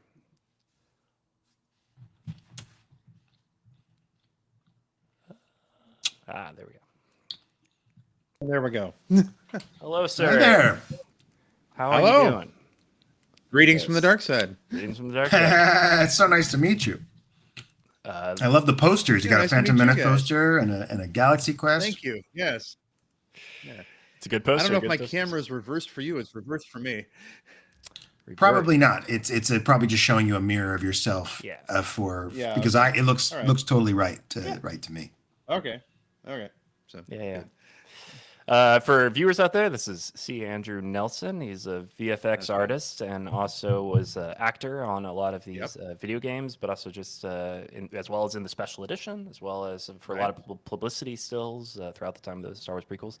Technically speaking, he is the actor who spent the most time in a Darth Vader costume for official Lucasfilm. That's what they tell me. I spent more hours in the official Vader costume than any other actor, and I'm not going to argue with Lucasfilm over that. If they say so, it's quite possibly true. So, I got to tell you, I mean, I didn't realize this until we started talking, but I had the Father's Day poster for Revenge of the Sith, which is the Who's Your Daddy poster, which was one of the common sayings in 2005, but. I had no idea that was you in the suit for that, and that is in fact you. It's very, very cool, and it's actually I didn't know either at the time because I had shot so many different publicity photos, and of course, Hayden. That's Hayden at the end of Revenge of the Sith in a sort of scaled down costume. Because he's not quite as tall as I am, or nowhere near as tall as Prowse was. But it wasn't until I actually saw it without all the photoshopping and the Mustafar, sort of background on it that I realized, oh, that is a photo of me, because I can tell the differences between the different costumes. So gotcha. Yeah, it's great. It's a great poster. It is a good poster. Yeah, it's still up in my childhood room that I grew up in. It's great. Excellent. It's a classic. It's a classic. Yeah. Andrew, I mean, your career's been so eclectic. I would describe it as I wouldn't necessarily. That is a great way to put it. Yes. Yeah. I would never equate a VFX artist with an actor, and yet you've done both and done both very, very successfully. I wonder if you could just talk to us. I started off as an actor first, so. Well, please. I mean, tell us a bit about yourself, about your history. Okay. Well, like you said, I'm an actor, visual effects artist, animator, voiceover performer, and apparently a genuine Dark Lord of the Sith. I spent, as you alluded to, 12 years playing the character of Darth Vader for Lucasfilm and the Lucas companies, for film and television and games and commercials and print and pretty much everywhere the character was needed. It ended up being 70 times over 12 years. I only know because my wife made me keep count. So, but like I said, I'm also a visual effects artist. I worked at LucasArts first, helping design and create a whole lot of Star Wars games and many other games as well. And then moved over to Industrial Light and Magic, worked on the effects for the Star Wars prequels, worked on Galaxy Quest, Jurassic Park 3, Perfect Storm, a bunch of other films. And I'm also a voice actor. I've done voices for games and animation. In fact, I was even Luke Skywalker's voice for a number of LucasArts games when Mark Hamill wasn't available. So I am my own father, or my own son, or however that works. So that's great. But I actually started acting when I was about 10 years old. Started off in theater and then moved into film and television and everything. And I started animating when I was 12, doing stop motion animation. I actually wanted to be the next Ray Harryhausen. I wanted to do stuff like I saw in Jason of the Argonauts and Seventh Voyage of Sinbad and things like that. Until the summer of '77, when I was just about almost 15, I went to see this obscure little science fiction film. You probably haven't heard of it. It's called Star Wars. And I remember standing in line for the film. Gosh, it was just the line was just blocks long. The film had only been out for 3 weeks, but it was already a phenomenon. And this was in San Francisco at the Coronet Theater, which sadly is gone now. It was a great movie house. And I stood in line for just ages just to get a ticket. Then you had to stand in an equally long line stretching the other way around the theater to get into the theater.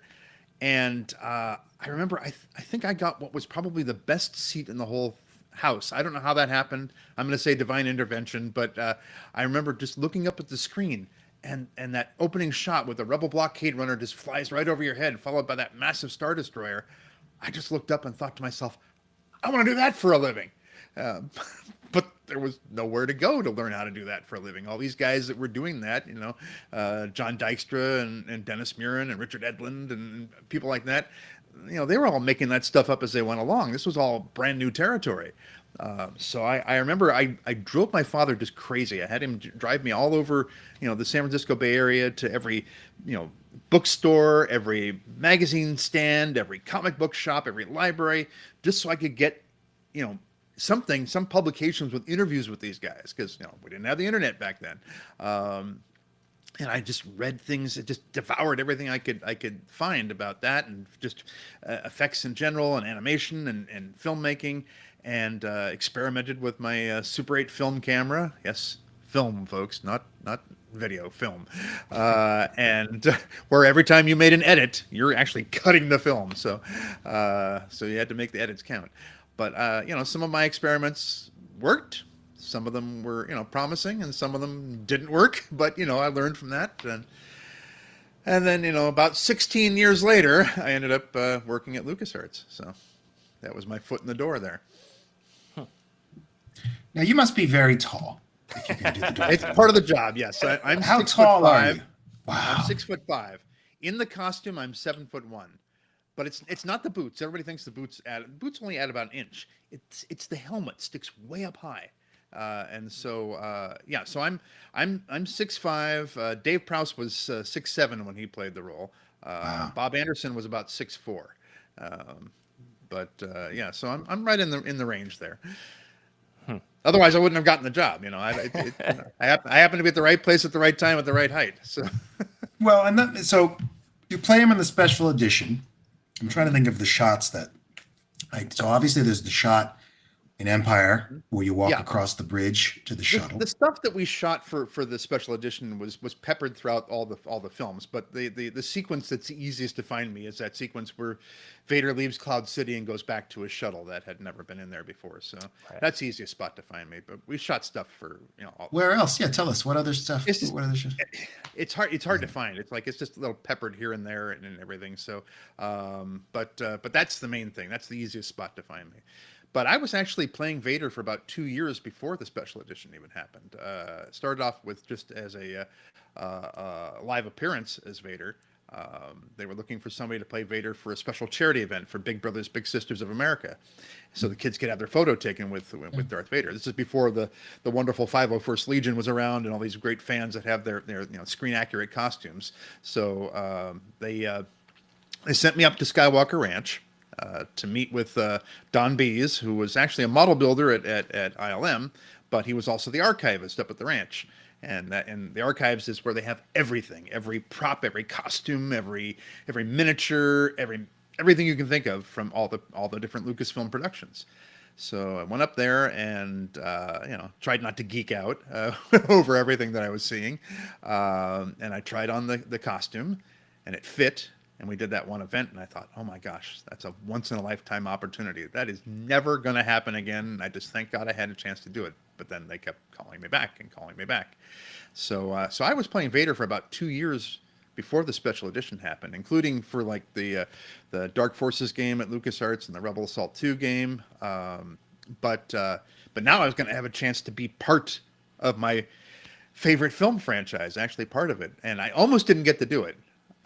Because the day we were scheduled to start shooting everything, was the day that my daughter, my first child, was due to be born.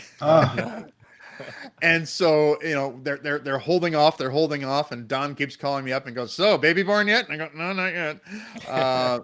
Thankfully, she was born 2 weeks early, so I had no problem. Because otherwise, I can't just say to my wife, "Sorry, honey, I got to go Vadering." That doesn't fly. So and you named your daughter Darth Vader. And no, I didn't. And her name is not Leia, and my son's name is not Luke. So it's no. But let's we were just before you came on. There were some people in the comments. We were just talking about Rebel Assault 2. You mentioned Dark Forces. I didn't know about the Dark Forces 30 years ago, Rebel Assault 2. I can't believe it. I know. Yeah. Well, tell us about Rebel Assault 2. What? I think it was all blue screen shoot. What went into being Darth Vader for Rebel Assault 2? It was a massive blue screen shoot. We shot for quite a while in this studio in Northern California. Hal Barwood was directing us. Hal is one of George Lucas's old USC film school buddies. He was co-writer with Matthew Robbins of Dragon Slayer. They also co-wrote and produced Corvette Summer with Mark Hamill and many other projects. But he became a game designer at LucasArts. But although he wasn't designing that game, that was Vince Lee who was designing Rebel Assault 2. Hal was being a filmmaker, was directing the live action footage for us. And it was actually the first live action footage, Star Wars footage, that had been shot in ages. The first live action Star Wars footage that had been shot since the 2 Ewok TV movies. And so it was great. We got all the costumes out from the archives. We used all original costumes for it, except for the two main characters. That stuff had to be made for them. But we shot for a very long time. All my scenes were with a wonderful actor by the name of Gary Martinez, who played Admiral Sarn. And Gary and I were just reminiscing about this earlier this year. We had some difficulties shooting some of it because Hal was very specific about camera placement and movement and everything like that. And there was one scene where after Admiral Sarn has failed me for the last time, I force choke him and dispatch him there, and so in this shot, Hal wanted me to bring my hand up into a very specific spot each time, like that when I'm doing the force choke. Well, you have tunnel vision with the Vader mask. You can't see anything other than what's directly in front of you through the lenses of the mask. Or if you kind of tilt your eyes down, you can see your feet through the the bottom of the breath screen there, but that's it. Everything else is a blind spot. So I couldn't see where my hand was. So we would do a take, and Hal would say, "That's great, that's wonderful, Andrew, that's beautiful, let's do it again." Okay, so we get back into position. Gary has to get up off the floor because he's fallen to the floor, and he's trying very hard not to damage the original costume, because he can't just fall boom flat, because it just wouldn't look right. He has to kind of crumble, collapse as much as he can. But that costume is tight, and it was made for a very thin British actor. So we do it again, and Hal says to me, "That's wonderful. You're fabulous, Andrew. That's great. Let's do it again." And so 20-something times later, we're still doing this, and poor Gary's having to hit the deck every time. And finally, the last shot, I get up there, get the hand in the positioning, and Hal goes, "Okay, that's good." I go, "Well, what happened to I'm wonderful, I'm fabulous, and everything?" No, we got to get to the next shot now. So it's like, okay. But it was an interesting shoot. It was a fun shoot to do. So. And you guys, because in that game, it's basically you're just on the bridge, I think. Like you're throughout the game, but it is basically, as you say, with that one actor in that one scene. Mm-hmm. That's sort of what you're playing. Yes. And you mentioned Dark Forces. What did that involve? That was an interesting thing because we didn't intend to put live footage in there. It was actually the first game we put any kind of live action video into at LucasArts. And the problem was that some of the animators, we had some wonderful animators, great animators, but they were having issues trying to convincingly animate the swish of Vader's cape. And I remember we're sitting around with myself, another visual effects artist at LucasArts, Mike Levine, who's the Jedi Master that trained me as a visual effects artist, and game designer Justin Chin. And we're sitting around in the office that Mike and I shared, and Justin just goes, "Gosh, I wish we could just like get the costumes and just shoot this live action." And I thought to myself, wait a second, because I just played Vader for that live appearance. So I said, I know a guy. So I called up Don Bees, and I said to him, "Hey, can we borrow the Vader costume and the Boba Fett costume? We're working on this game here at LucasArts, and we want to kind of shoot some live action for it." And Don said, "No, you can't borrow it, but we'll rent it to you." And I said, "Wait a minute, we're all one big company." He says, "Not for accounting purposes." Because there's liability and there's things like that. So if the costumes go anywhere off the ranch, they have to be insured and everything like that. So, but Don said, when he told us how much it was going to cost to rent it. And then when we, came to after, with the smelling salts and everything, we said, "Oh, okay, well, never mind." And then Don said, "Well, I'll tell you what, if you guys come up here and you shoot, and right here in the archives building, and the costumes never leave the building, I won't charge you. It won't cost anything." So that's what we did. So I put on the costume and I shot the couple of shots that we needed of Vader, and then Justin shot a couple of shots as in the Boba Fett costume, and that's what ended up in the game. So.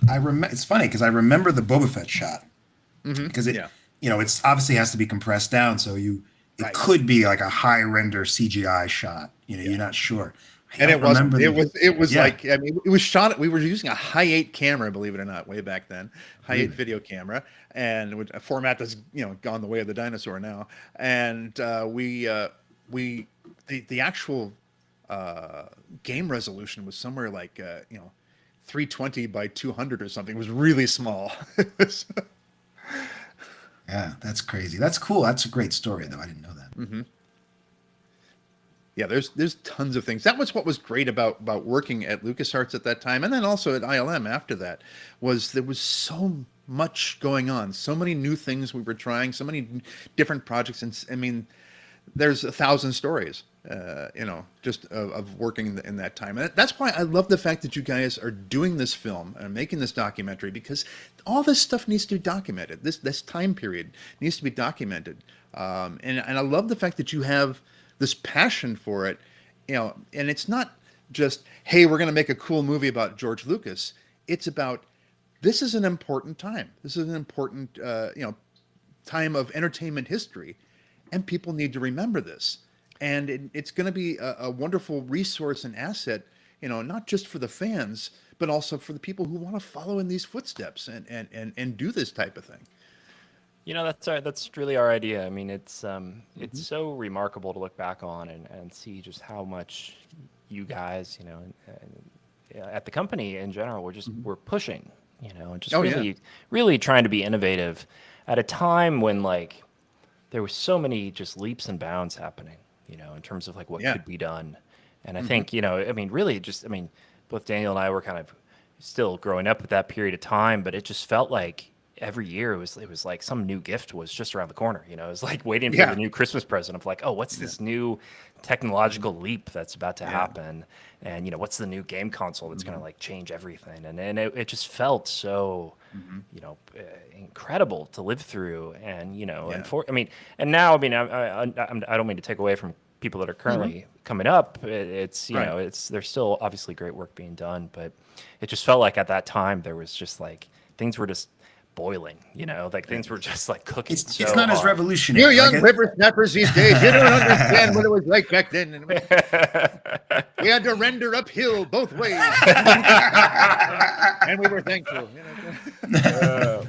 Well, no, like Indiana Jones and the Great Circle is a great game. Oh yeah, but it's not a revolution in the format. No. The way Jedi Knight Dark Forces 2 compared to Dark Forces is a generational leap. Great example. That is a great example. People don't realize just how huge a project that was. It took up 1/3 of the company just was working on this thing. At least almost at one point, I think we had almost half the company working on it. It was just huge, massive. Just the cutscenes alone. We had 300 effect shots. That's like doing a feature film. Right. 300 effect shots for a half hour of full motion video. And it had never been done at that resolution before in a game. It had never had that much. And these are I go back and I look at it and it's like those shots hold up still. It's amazing. The best compliment we ever got was the guys at Blizzard Entertainment said to us that, when we're working on our games, we look at our work and we say, okay, these cutscenes are great, but are they Jedi Knight great? And it's like, wow, that is so humbling. That is so wonderful to hear something like that. So, I'm in Jedi Knight too, by the way, too. What are you playing at? Well, every time you see the main character Kyle Katarn's hands and feet, they're mine. Every time you see the Dark Jedi Jarek's hands and feet, they're mine. Because after everything was shot, we got back and we start working on it, and we realized we had no close-ups. And so I had to double for both of them. It's funny because I just recently this summer met Christopher Neame, who played Jarek in there, and he's a wonderful guy. In fact, we're going to be working on a project together. That's great. But yeah, so it was fun. So yeah, so if you play the dark side ending, and you see the spot where because if you for those who don't know, have never played the game, the Jedi Knight game, there's a certain point in the game where you have to make a choice as the main character, Kyle Katarn. You're either going to stay on the light side or you're going to turn to the dark side. If depending on what you do, you get a different ending to the game.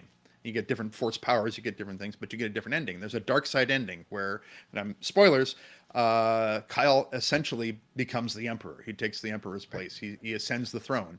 And there's a moment where he in the beginning of the game, he had this little holographic projector that this little unit that projected this video footage of he and his father from when he was much younger, and so he's sitting on the throne as the Emperor, and he looks around. There's nobody there except him, and he reaches under his cloak and he pulls out that holographic projector, and he's looking at that footage one last time of his father, and he takes it and he drops it and he crushes it with his foot.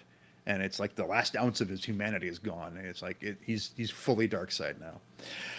Well, again, we had no close-ups of Chris Neame doing this, so I had to step in there, literally step in there with the boots and the costume on, which wasn't quite my size shoe anyway.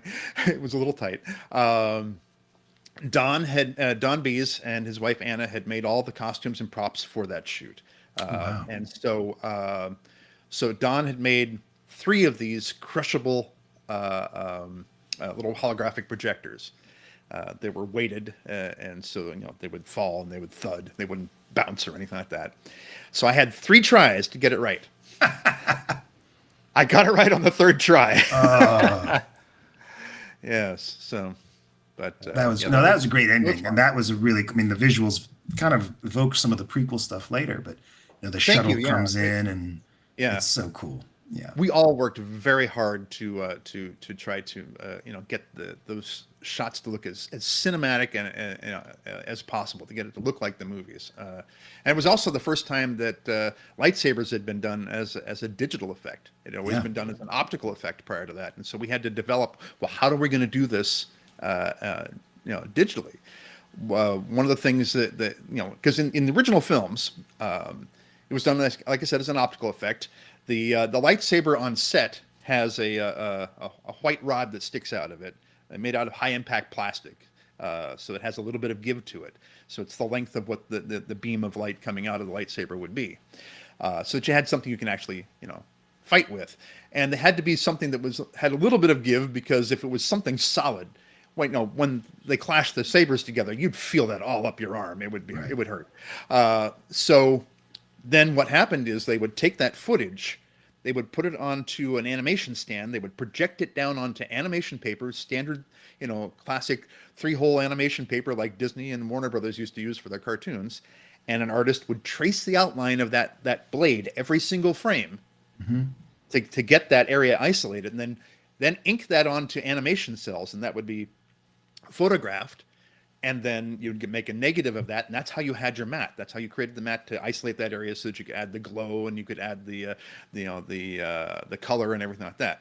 So we thought, well, how are we going to recreate that in digital form? And so Mike Levine and I had worked on that for ages, and finally we ended up doing the same method, except we were tracing the outline every single frame digitally in the software that we were using, and it was basically the same method that we ended up using for the prequels at ILM, just different software. So no, I felt like they're very consistent, that game, and I actually felt that way when I saw the trailer for Phantom Menace, that it looked like that, which is how a lightsaber. We had a discussion earlier today. How a lightsaber should look. It's crazy to me that we've gotten away from the look that you guys were able to replicate perfectly. Yeah. Okay. Yeah. We worked really hard on that. So all kinds of things. We tried everything. We tried things like, okay, what if we paint the we were using broom handles and things like that just to test stuff with, and which is how I know it hurts if you have something that's not flexible. Mike and I were and Justin, we were all just beating ourselves silly with these things. But we thought, okay, let's paint them like the hot pink. So maybe we can, in the computer, we can key that out, like you're keying out blue or green on a. That didn't work. We actually went to ILM and had them. They have a painting booth there. They had in the model shop that you would paint a car in, so that you don't have any drips and things like that. And so they painted these broom handles for us. I actually still have one of them, and it's a hot pink broom handle. And we thought we can key it. No, because as soon as you're swinging it at any speed, it's just a blur. So that's how we decided. Well, we have to go ahead and just rotoscope it. We have to just trace the outline every single frame. So yeah. So I had saber experience before I started working on the prequels. So. And tell us what did you do on the prequels? What kind of shots did you work on? Oh my gosh, that's the interesting thing. Is by the time I left LucasArts, I was a visual effects supervisor and senior artist. So I was working on multiple games, sometimes up to 5 games at once, and then I had a staff of effects artists underneath me too, working. And so Mike had actually left LucasArts at that point and had gone to work for a company that Scott Squires owned. Scott was a visual effects supervisor at ILM, and it was a software company. And they were going to be using that software. It was called Commotion at ILM. And its strong suit was that it was a rotoscoping tool and a digital paint tool. And so they were going to be using it, but nobody knew how to use it. Nobody there at ILM had worked with it before. And they asked Mike, hey, do you know anybody who has any experience of this? And Mike goes, yeah, I got the guy for you. So they told him about me. So I went in for the interview at ILM, and they were going over my resume and talking with me and everything. And they said the one thing you love to hear in an interview, they said, well, you're completely overqualified for this, but we'd love to offer you the job anyway. So I'm like, okay, great. So I was hired into the rotoscoping department at ILM. So the job of the rotoscoper is that it's twofold. You're creating mats by hand so that you can isolate parts of a shot. So let's say you've got a scene where, Jar Jar walks up out of the swamp and he walks, in front of Obi-Wan, but behind Qui-Gon Jinn or something like that. So to sandwich him in there between the two of them, because it's not shot, obviously, there was nobody on set, it's CG. To sandwich the CG character between those two, you've got to isolate the foreground actor by tracing their outline every single frame. So that's part of the job of the rotoscoper. The other part is digital paint. So you're removing things from shots that don't need to be there, like, say, tracking markers or wires or harnesses or things like that. Or you're painting things in that should have been there but weren't, maybe set extensions or things like that. So you're doing that sort of thing. So I was hired into the rotoscoping department as I was basically a compositor. I was a visual effects supervisor, a compositor, hired into the rotoscoping department, and immediately drafted into matte painting.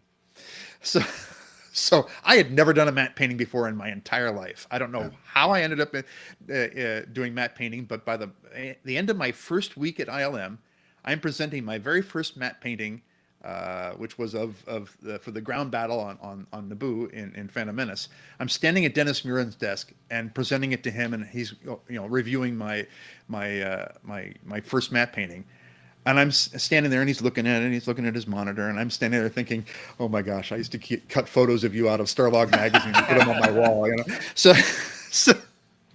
But Dennis is making different comments there and here and there, and then finally he turns to me and goes, "Well, I don't know. What do you think?" I didn't know what to say. It's like, I knew not to say what was in my head, which was, you've got more Oscars than anybody alive. You tell me. But Dennis was very cool. He was great to work for. So I spent most of Phantom Menace working on the ground battle, creating these backgrounds for the ground battle. And so myself and Ron Brown, who was my immediate supervisor for matte painting, wonderful artist, Ron Brown. And so Naboo, beautiful rolling green hills and everything like that, is actually, it's not a real place, sorry to tell you, but it's actually the farm country north of the San Francisco Bay Area. It's up in the North Bay, in the area of Petaluma. So Dennis Muren went up there with a 35 millimeter still camera, loaded with motion picture film stock, and he shot hundreds and hundreds and hundreds of photos of the rolling green hills there. So we would take that, it was scanned into the computer, and we would take, I would take like foreground grass from one photo, midground grass from another photo, background grass from another photo. Each hill would be like from a different photograph, and you put it all together, and you paint out the cows, you paint out the telephone poles, you paint out the tire tracks and all of that, make it look beautiful, add some atmospheric haze so that the hills look like they're further away. And then you have to mess it up with a whole bunch of Gungan footprints and scorch marks and battle damage and everything. And I remember George was very insistent. He wanted beautiful puffy white clouds on Naboo at all times. And we thought, okay, fine. We've got a stock photo library. We got plenty of cloud photos. We burned through that so fast that we're having to repurpose these clouds, and it's starting to look like the same clouds. It's like, here we are 4 hours into the battle, and there's the same cloud hanging over the battlefield. I guess there's no wind on Naboo. So I mentioned this to my wife, Veronica Loud, who is a wonderful photographer. She's an actor and photographer. And this is a rock star move on her part. So driving down the street in San Francisco, see the perfect clouds up in the sky, perfect Naboo clouds. And I told her about this. And so she leans out of the car window. She's sitting up on the window, hanging out of the car with her camera, snaps these amazing photos, and in downtown San Francisco, which is hard enough to drive in and everything. She snapped these amazing photos. Lucasfilm paid her for it, and that's how we finished the ground battle. We could not have finished the ground battle without her. So, so I spent most of Phantom Menace doing that. I also worked on a little bit on the space fight, the dogfight in space. I worked on the ending ceremony, and then I also worked on the saber battle with Qui-Gon Jinn and Obi-Wan and Darth Maul. So that's great. That was fun. So I finally got to, use my saber skills with that, so so to speak. Yes. And then on Attack of the Clones, I was all over the place. Just about every sequence I ended up working on. So. Doing a lot of things. I actually even removing whole actors from shots and putting other actors in and things like that. It was some crazy stuff. So it's I'd heard, especially the end battle with Jedi on Geonosis. There was a lot of originally there was a lot of just humans who happened to be working at ILM in the cast, and then they kind of. Was it involved Swap a lot them with out. that, kind of replacing those with more alien-looking Jedi, or not so much? Yeah, there was some of that, and then there was also shots. One interesting thing was that originally 3PO was going to look like he did in Phantom Menace. He was going to be that sort of skeletal, beginnings of 3PO. Didn't have his armor plating on him, and that's how it was shot. So it was shot with Anthony Daniels in a harness.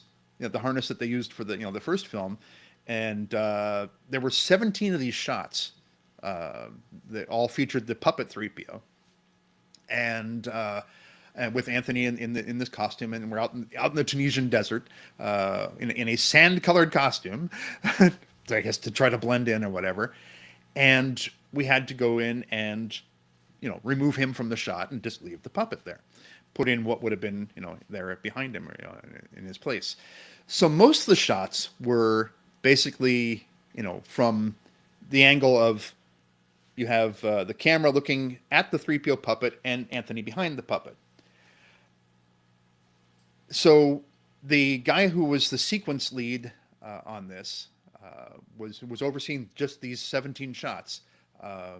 He didn't look at all of them before he bid on how much time it would take to do all of them. So he looked at them, he looked at a few of them and he thought, okay, about a week and a half for each shot. That was reasonable, except for the shot that I was assigned to, which was the reverse angle. So now the camera is over Anthony's shoulder. He's obscuring about a third of the puppet, and I got to make him go away. Much more difficult because you've got to paint in the puppet, the rest of 3PO there.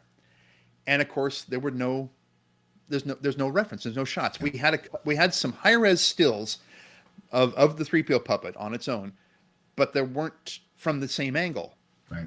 And there was also no clean plate. A clean plate is where you have everybody step out of the shot and you just roll footage of the background. So I didn't even have that. So I start working on the shot. I'm thinking, well, what am I going to do? So I found out that we had these high-res still images. So I'm taking that and I'm breaking it up in Photoshop and I'm bringing it into After Effects and I'm animating bits of it into place. And it's not something where it's like you can just kind of clone where it's like, let's say, Anthony's got his arm up like this because he's working the puppet. And then, you use like the clone tool like you would have in Photoshop to, I'm going to clone this spot from this frame down here to cover the spot where Anthony's arm is down here in this other frame. That didn't work because, like I said, he had a sand-colored costume and he's like one big bounce card. He's just bouncing light off the back of the metallic thing, so nothing matched. So I'm thinking, what am I going to do here? So that's when I started piecing together the bits of the still image and just animating it into place to cover him up and then touching up to remove what parts of Anthony still showed. So I'm working on this shot and a week and a half goes by and I'm not done. And 2 weeks go by and I'm not done. And I'm up to a month working on this shot. and I'm still not done. And the sequence lead keeps coming over. So, oh, you got that shot done yet? And it's like, no, still working on it. Well, if you don't think you can handle it.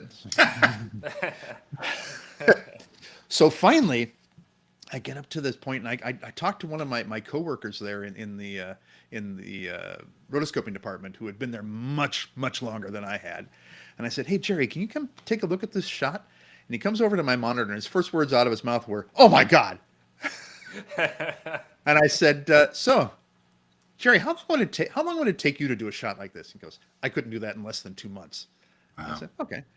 So then I showed it to another lead in our department there, and she had pretty much the same reaction, but with much more colorful language. And she said, "You need to go to the big boss right now and get this guy off your tail." So I did. It did actually take me 2 months to finish the shot. The guy realized at that point he had screwed up because he hadn't looked at all the shots, and he was actually then very supportive of me now and was my advocate at that point. But we get into nightlies, which is very different than dailies. Dailies is when the client is there, whether it's George or if it's some other filmmaker. They're either there or they're there via satellite or something, but they're there with you going over the footage. Nightlies is much more casual. It's usually just with the visual effects supervisor, and in this case it was Pablo Hellman, and so we're sitting there, and I swear his reaction to just about every shot in Nightlies was, "Okay, yeah, that looks pretty good. We'll show it to George in the morning." "Okay, yeah, that looks pretty good. We'll show it to George in the morning." He gets to my shot where I'd removed Anthony from the shot there, and it's just 3PO, and he goes, "Hey, that looks pretty good." And he goes, "Anybody see anything wrong with it?" And the guy who had been my taskmaster, who is now my advocate, goes, no, nobody sees anything wrong with it. Final it." So he finaled it, and I actually got a round of applause in Nightlies at ILM. And you're thinking, I don't remember 3PO looking like that in the film. You're right. Here's a phrase you had to get used to, which is, "And then George changed his mind." George changed his mind, and from a cinematic, from a storytelling standpoint, I agree with him. All 17 shots were changed because he decided that it would show a greater passage of time between episode 1 and episode 2 if 3PO had his plating on him. Because originally what was supposed to happen was when Anakin went off to rescue his mother from the Tusken Raiders, while Padme's waiting for him to come back, she put the plating on 3PO. So that's why, originally it was going to be the puppet, and then the second half it's actor in costume. So then they had to go back and reshoot actor in costume. So then I had to go through, and we had to remove 3PO entirely, the whole puppet from the shot. So the only thing left in that shot that's still my work is the whole background, the whole clean look. And I had to go just take the whole thing out. So well, hey, that's all right. I got paid. Nobody asked for the money back. I got paid. You got paid. It's a great looking background. It's a great looking. Yeah, thank you so much. It's a beautiful looking movie. Best background ever. That's the thing. That's the way things work, and that's the way George was with these things. He was very much and still is a very nonlinear kind of guy, and that's they was budgeted into the prequels time for him to go back and change his mind and redo things and reshoot stuff and everything. So there was a lot of that, but I think it made the stories better. For other people, it might be a crutch, and it's like nowadays we have some sad stuff where you've got scrapbooking things together, TV shows and movies where they shoot alternate versions and then just kind of throw it together and say, okay, let's see if this works. Okay, let's see if this works. Let's run it past a focus group and everything. It's like, commit to a story. George's story was always the same. It was never changed, but it was like how he was going to present it kind of changed a bit here and there. So. Yeah, I watched Attack of the Clones again recently, and you see the part where that scene would have come, where Padme would have put and it just it wouldn't have it would have slowed the film down too. It would have, and it's also there's like a weird kind of logic leap of like, oh, this stuff was just lying around and nobody Nobody put it on 3PO. You know, it's just like, oh, Hey, look. 3PO, are you cold? Would you like me? Yeah. I can knit you a sweater. It's like, Yeah, you know, yeah. you feel like the sandstorms would have gotten into the gears at some point, and they would have been like, "Oh, we have this like old like plating. We should put it on at some point." You know, it's very strange. However, Anthony Daniels still complains about the deleted scenes to this day in every convention I've ever seen him at. So. It's hard when you see your work on the cutting room floor, but It is hard, but you know, like I said, you know, it's like, you know, nobody asked It's for weird. money I mean, back. and yet, you know, George added a whole scene just for Anthony there at the end with the droid, and all that comedy stuff, and yet he still complains about one scene being on, but whatever. Oh well, great movie.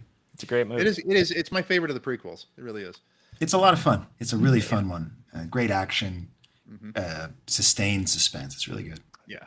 Very, very strong, very strong. You know, I wonder if we could back up a little bit here, because in addition to Star Wars, you also worked on some Indiana Jones games.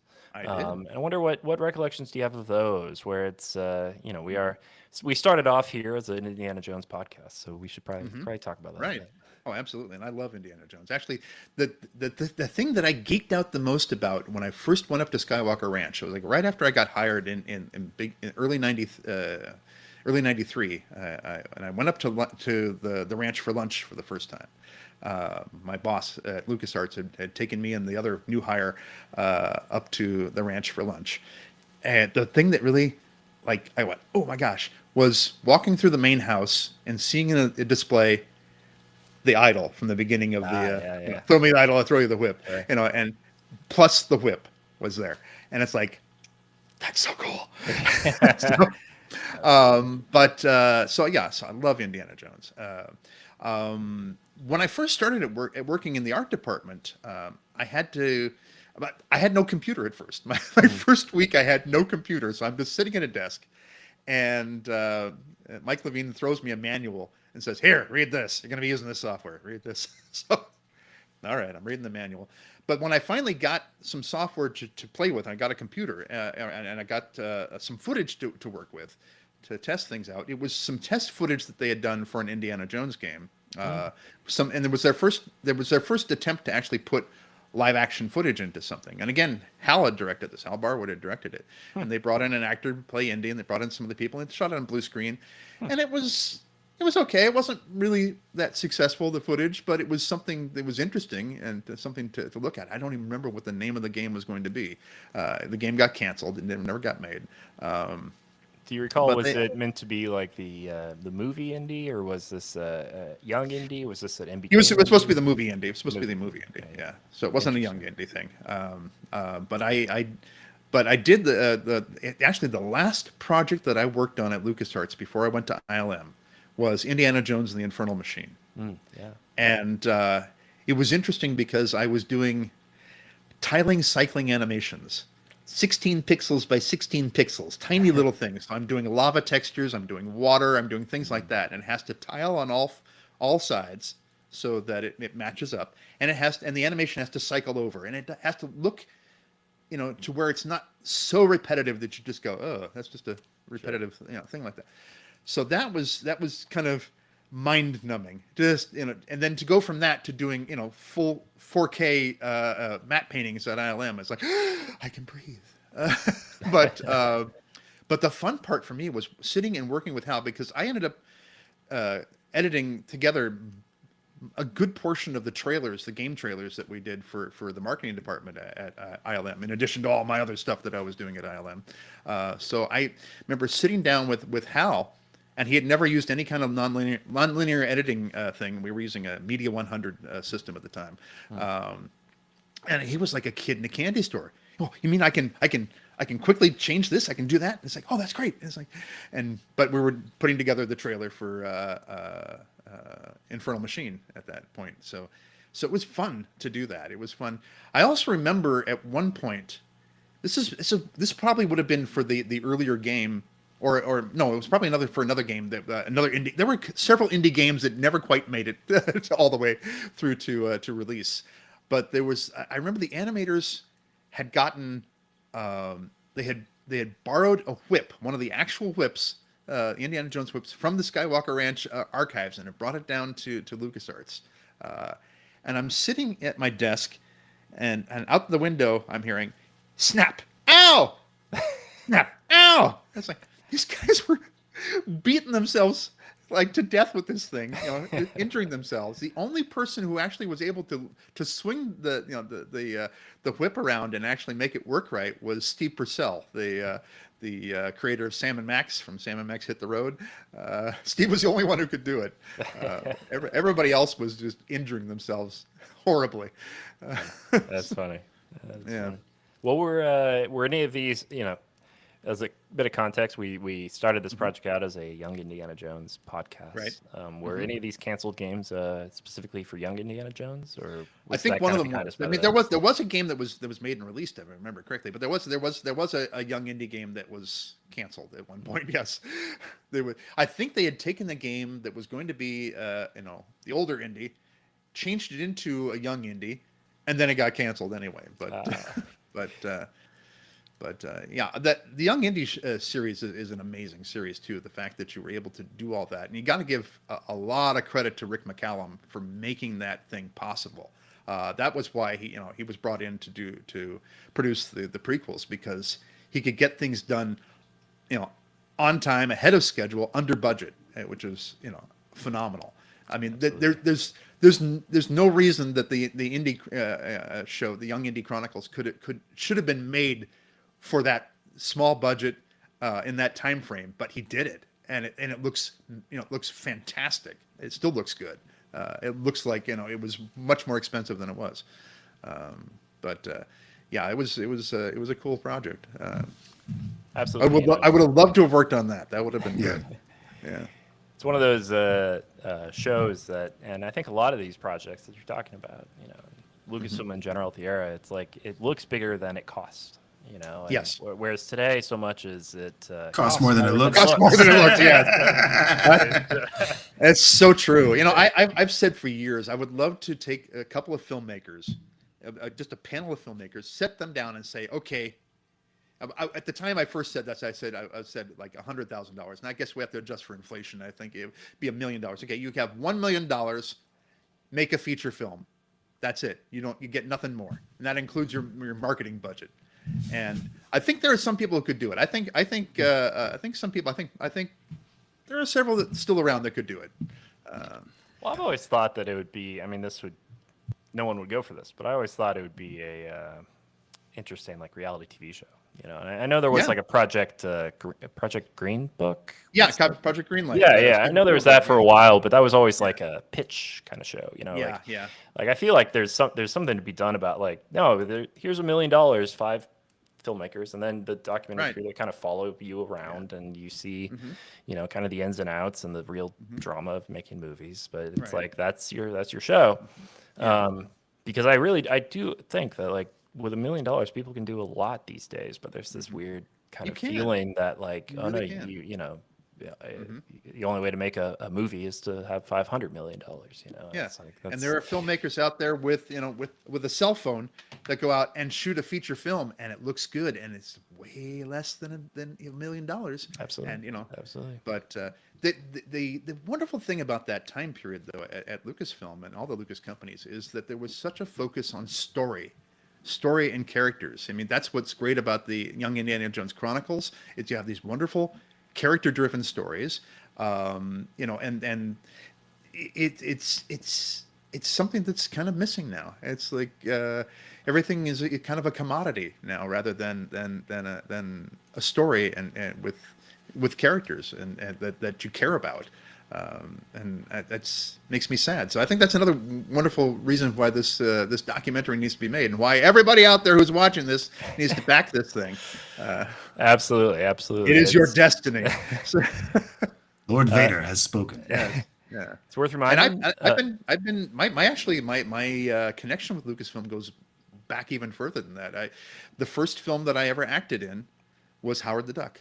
That's right. That's right. 1986. So I'm a big defender of that movie. I think it's great. I always tell people it's not a good movie, but it's a fun movie. Yeah. I always tell people it's just grab a 6-pack, eat a pizza, Yep. and just have a good time. You know, If you have to, sit there and riff through it like they do on Mystery Science Theater, but it's still a great movie. Yeah, it's still, I mean, it's still just great fun. So, Yeah. But Yeah, yeah, I played a rocker. Actually, believe it or not, I still have my sunglasses that I had to wear on set. Ah, there you go. Look at that. Look at that. That Scream 80s or what? So, Oh, that's great. That's great. I went to there was a screening of Howard the Duck down here in LA, 70 millimeter. Willard Hike came out to do a Q&A for it, and I went to that, cool. and it was Great. Yeah. you know, about half the theater was full. Like, it definitely hasn't been like fully rediscovered yet, but for the most part, everyone who was there was just having a great time with it. Cool.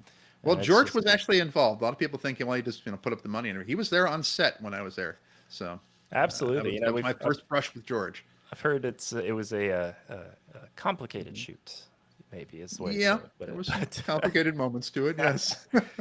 But that was always kind of the great thing I feel like about George is that he was patient with people. He was encouraging of artists, but he also was there to kind of lend a helping hand, I guess. Is the best way to put it. When things kind of went off the rails and things could get done. You know, I think especially now, you know, a lot of people, a lot of studios would just cut their losses and walk away. Right. Or they're so gun shy they wouldn't even go down any road, you know. They'd fire the director and hire another director and scrap the film and start all over again. And exactly. And you know, $200 million. George could always see the forest through the trees, I guess. Right. And he's a regular guy too. It's fun. People ask me a lot of times. They say, oh, "Okay, what's George like?" Let's say, "What's George really like?" Because they think what they see in the interviews is not him. That's pretty much him. I mean, he's just a regular guy. I mean, mind you, he is a really, really, really, really rich regular guy. He's a billionaire, but you wouldn't know it. I mean, George's idea of getting dressed up is he throws the sport coat on over the flannel shirt. I think that's him. You know, there's a reason why he lived in Marin County, California for so many years, is because he could go to the mall, he could go around town, he could take his kids to the mall and nobody bother him. It's like, hey, George, whatever. I've been with George in Los Angeles, like when we did the premiere of the special edition. It's like, oh my gosh, people are ready to eat each other, trying to, you know, they'd sell their mother, their grandmother to get close to him. It's like, oh my gosh, it's George Lucas. This is a true story. When they were working on the Star Tours attraction at Disneyland, you know, George had to go down and check it out and make sure everything was okay. So that he would not be recognized, he wouldn't be mobbed, George shaved off the beard and mustache, and he could walk straight down Main Street and nobody knew who he was. I've seen videos of like him in that period, so that must be why he did it. Yeah, because he kept the beard and mustache off for a little while after the ride premiered and everything. But it's wild. But no, he's a regular guy. I was doing a lecture one time at Modesto Junior College in Modesto, California, which is George's hometown, and it was a lecture on how Star Wars and Lucasfilm changed the way that movies are made. I mean, it literally changed everything: pre-production, production, post-production, licensing, marketing. Everything, distribution, everything you can think of. It changed the entire Hollywood system. And so I did this lecture and I talked a lot about George in there. And afterwards, this woman comes up and introduces herself, and it was his sister who still lived in town. Oh. And I thought, okay, well, how'd I do? And she goes, you described my brother to a T. And I said to her, there's one thing that doesn't come across in a lot of the interviews with George, and that's how funny he is. He's a very funny guy. He has a great sense of humor. He has a very good self-deprecating sense of humor. He would crack jokes in the middle of dailies and make fun of his own, film and his own self. And just a really nice guy. And he was always very kind to me, very nice to me. It was funny. I didn't know whether he always, knew who I was and everything. We were doing a shoot for National Geographic magazine, of all things, and it was promoting Phantom Menace coming out. So we were shooting in front of the Fairfax Theater in Marin County, which is not too far from George's house, and probably he could have walked over there probably. But we were doing the shoot, and in the photo, it's like out in front of the theater. George is in the foreground. I'm in the midground as Vader, and we had a bunch of other characters, mostly from Phantom Menace, in the background. Some of them CG, but some of them actually there. And we're setting up, and we're doing something like a little, setup and rehearsal and stuff. And I said to my handler from Lucasfilm, I said, "Okay, settle a bet for me," because we had a different people that would do the main characters for different events and commercials and live appearances and things. Actually, Grant Imahara from Mythbusters, that everybody knows from Mythbusters, he often played 3PO. Especially, you know, a lot of times we would go out together as he is 3PO, me as Vader for different things, so I said to my handler, I said, okay, settle a bet for me. George doesn't know who any of us are, does he? She goes, he knows who you are. I go, does he like what I'm doing? She says, are you still doing it? I said, yeah. I said, okay, then shut up. But yeah, George was always very nice to me. I mean, and he's just a regular guy, and he's somebody who just loves filmmaking and loves the art of filmmaking and loves, you know, very much a visual storyteller. He's not the actor's director. I always tell people, unless you're Harrison Ford, don't judge anybody's performance by a George Lucas film. It's not the actor's medium. But having said that, there are some great performances in the film. I really think Hayden did a fantastic job in the prequels. I really do. I'm a big fan of Hayden. He's a great guy. I met Hayden about maybe, I guess, 4 days after he was cast as Anakin. Very nervous young guy, and we did a photo shoot together for some magazine to announce him to the world. But he's a super nice guy. We got along great, and but it's George. When it comes down to the visuals, it's like being around him is like better than any film school that you could ever go to. It really is, because he knows his stuff visually and everything. Oh, that's great. That's so cool. It's see, when you got me on here, you didn't know I was going to be this verbose, did you? It's like, no, please, this is fantastic. This is fantastic. You know, it's I wonder. 3 hours later. Yeah. I wonder if you know, because we are running low on time here, but I wonder if you had looking back at your, let's just say your video game career, or maybe you know, even your acting career too, or anything you've done. What's that one project that you worked on that you're like, yeah, you know, I did that. You know, like that's the one that I would have on my tombstone, kind of thing. You know, it's a funny thing, you know. I am so fortunate and so very blessed to be able to do what I do for a living. You know, I'm an ordinary guy who gets to do extraordinary things, and I don't take it for granted. That's why I teach. That's why I lecture. That's why I go to conventions and sign autographs and meet the fans. That's why I support and raise money for the Starlight Children's Foundation, and I owe a huge debt of gratitude to George and to Lucasfilm and everything. I have my Screen Actors Guild card because of Star Wars. I have I became a member of the Visual Effects Society and sat on the board of directors because of Star Wars. You know, I was able to teach students who, you know, I worked on Phantom Menace and Attack of the Clones, and my students ended up working on Revenge of the Sith. So as you know, Vader would say, the circle is now complete. You know, I've been able to do so many things, meet so many incredible people. I wouldn't have my production company right now, Adventurous Ideas, if it wasn't for Star Wars and everything. You know, my company, Jerry Cornell and I, we have a company called Adventurous Ideas. We produce audio dramas, full cast, music and sound effects. Actually have a lot of actors from Star Wars involved. So it's like listening to a movie, basically. It's incredible stuff. But I wouldn't be able to do all these things if it hadn't been for, you know, that galaxy far, far away. And also you have to have sort of a can-do attitude about it too, which is something that George has. It's something that Walt Disney had, you know. There's a great quote from Walt Disney that says, you know, he said, it's kind of fun to do the impossible. And it's true. And George has that same spirit. And that's what inspired me to do what I do and to help others do what they do. But I think here's the funny thing is, as much as I love Star Wars and I owe so much to Star Wars, my favorite project that I ever worked on was Galaxy Quest. Nice. For sure. And that's just because it's a film that has so much heart. It's a fun film, but also we had a great crew at ILM working on it. And the interesting thing is when you work in visual effects, you can work for, I don't know, 6 months to a year or more on a project without knowing if the movie you're working on is any good, because until it comes out in theaters, because when you're working on it, you see everything out of sequence, without sound, and you see just your portion of the film, and that's it. Unless you're the visual effects supervisor, you just see, you know, that bit of it. So the exception was, for me in my career, the exception was, unless I was a visual effects supervisor on a project, was Galaxy Quest, because the studio sent us a rough cut of the movie, and that just never ever happens. So we got all excited. We all crammed into the screening, one of the screening rooms at ILM. We sat down to watch this rough cut, and we were like, "Oh my gosh, this movie's great!" And we were just really jazzed to get it finished. So I'm very, very proud of having worked on that. I'm also proud of one thing that really means a lot to me was that for 8 seasons, I was a animator and voice actor on the PBS Kids TV series Between the Lions, which taught kids how to read with phonics. And it's a very funny, silly, irreverent show using puppets and animation and live action. And it was a blast to work on that. And it was something where it's like, yeah, my kids are like, yeah, my dad worked on Star Wars, but oh my gosh, you worked on Between the Lions? It's like, because my kids were watching the show at the time, you know, so that was fun.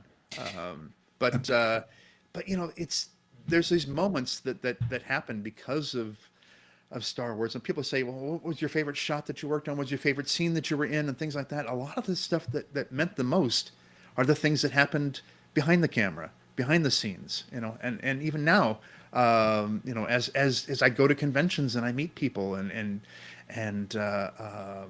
you know, I'm one of these guys that always remembers that, and I was the kid that grew up standing on the opposite side of the table, as opposed to the celebrity who's sitting down at the table with a stack of photos and a handful of Sharpies. And I never lose sight of that. And so, you know, I'm always going to be as big a fan as I am an employee. So, but our live stream may kick in a few minutes. So I think okay, we might need to wrap up. We're okay. But we're 5 minutes please, before folks, the 4-hour mark. Join this thing. Get involved with this Kickstarter campaign. This is going to be an amazing project. You're going to be sad if you're left out of it. Trust me. Absolutely. And thank you. And if you want to find out more about me, you can go to candrewNelson.com. If you want to find out more about my company, Adventurous Ideas, you can go to adventurousideas.com, or you can look us up on YouTube. We have some samples of our stuff up there. And it's fantastic. And Andrew very kindly has agreed to sign a few items that are currently up on the add-ons for the Kickstarter. Please go check them out. A lot of fun stuff up there. And we're hoping to get him on the record in a more official way for the documentary here probably in the new year. But we're looking forward to making that happen. But Andrew, it's been such a thrill to talk to you. Thank you so much for your time here. The force is strong with you. Thank you very much. Thank you very much. And you know, we're hoping to still hoping to get to that $50,000 mark before this is all said and done. So please come on, folks. Let's get in there. Absolutely. All right, Andrew. Thank you so much. Thank you so much. We will talk to you very soon. And thank you. All right. Take care. Anthony from Force Ghost Conversations just added a couple add-ons. He's gotten us up to $46,242 worth 308%, so including close. A picture signed by you. So you'll have something from him. Wow, there we go. The first transport is away. Love it. All right. Awesome. Fantastic. All right. Well, as we wrap up, let's just say to everybody, guys, thank you to everyone who's been live streaming with us today all day. We've had such a wonderful time with you all, and you know, we're going to be dropping clips from the live stream on the social media things as we go. The Kickstarter is open until 8:30 a.m. Pacific time.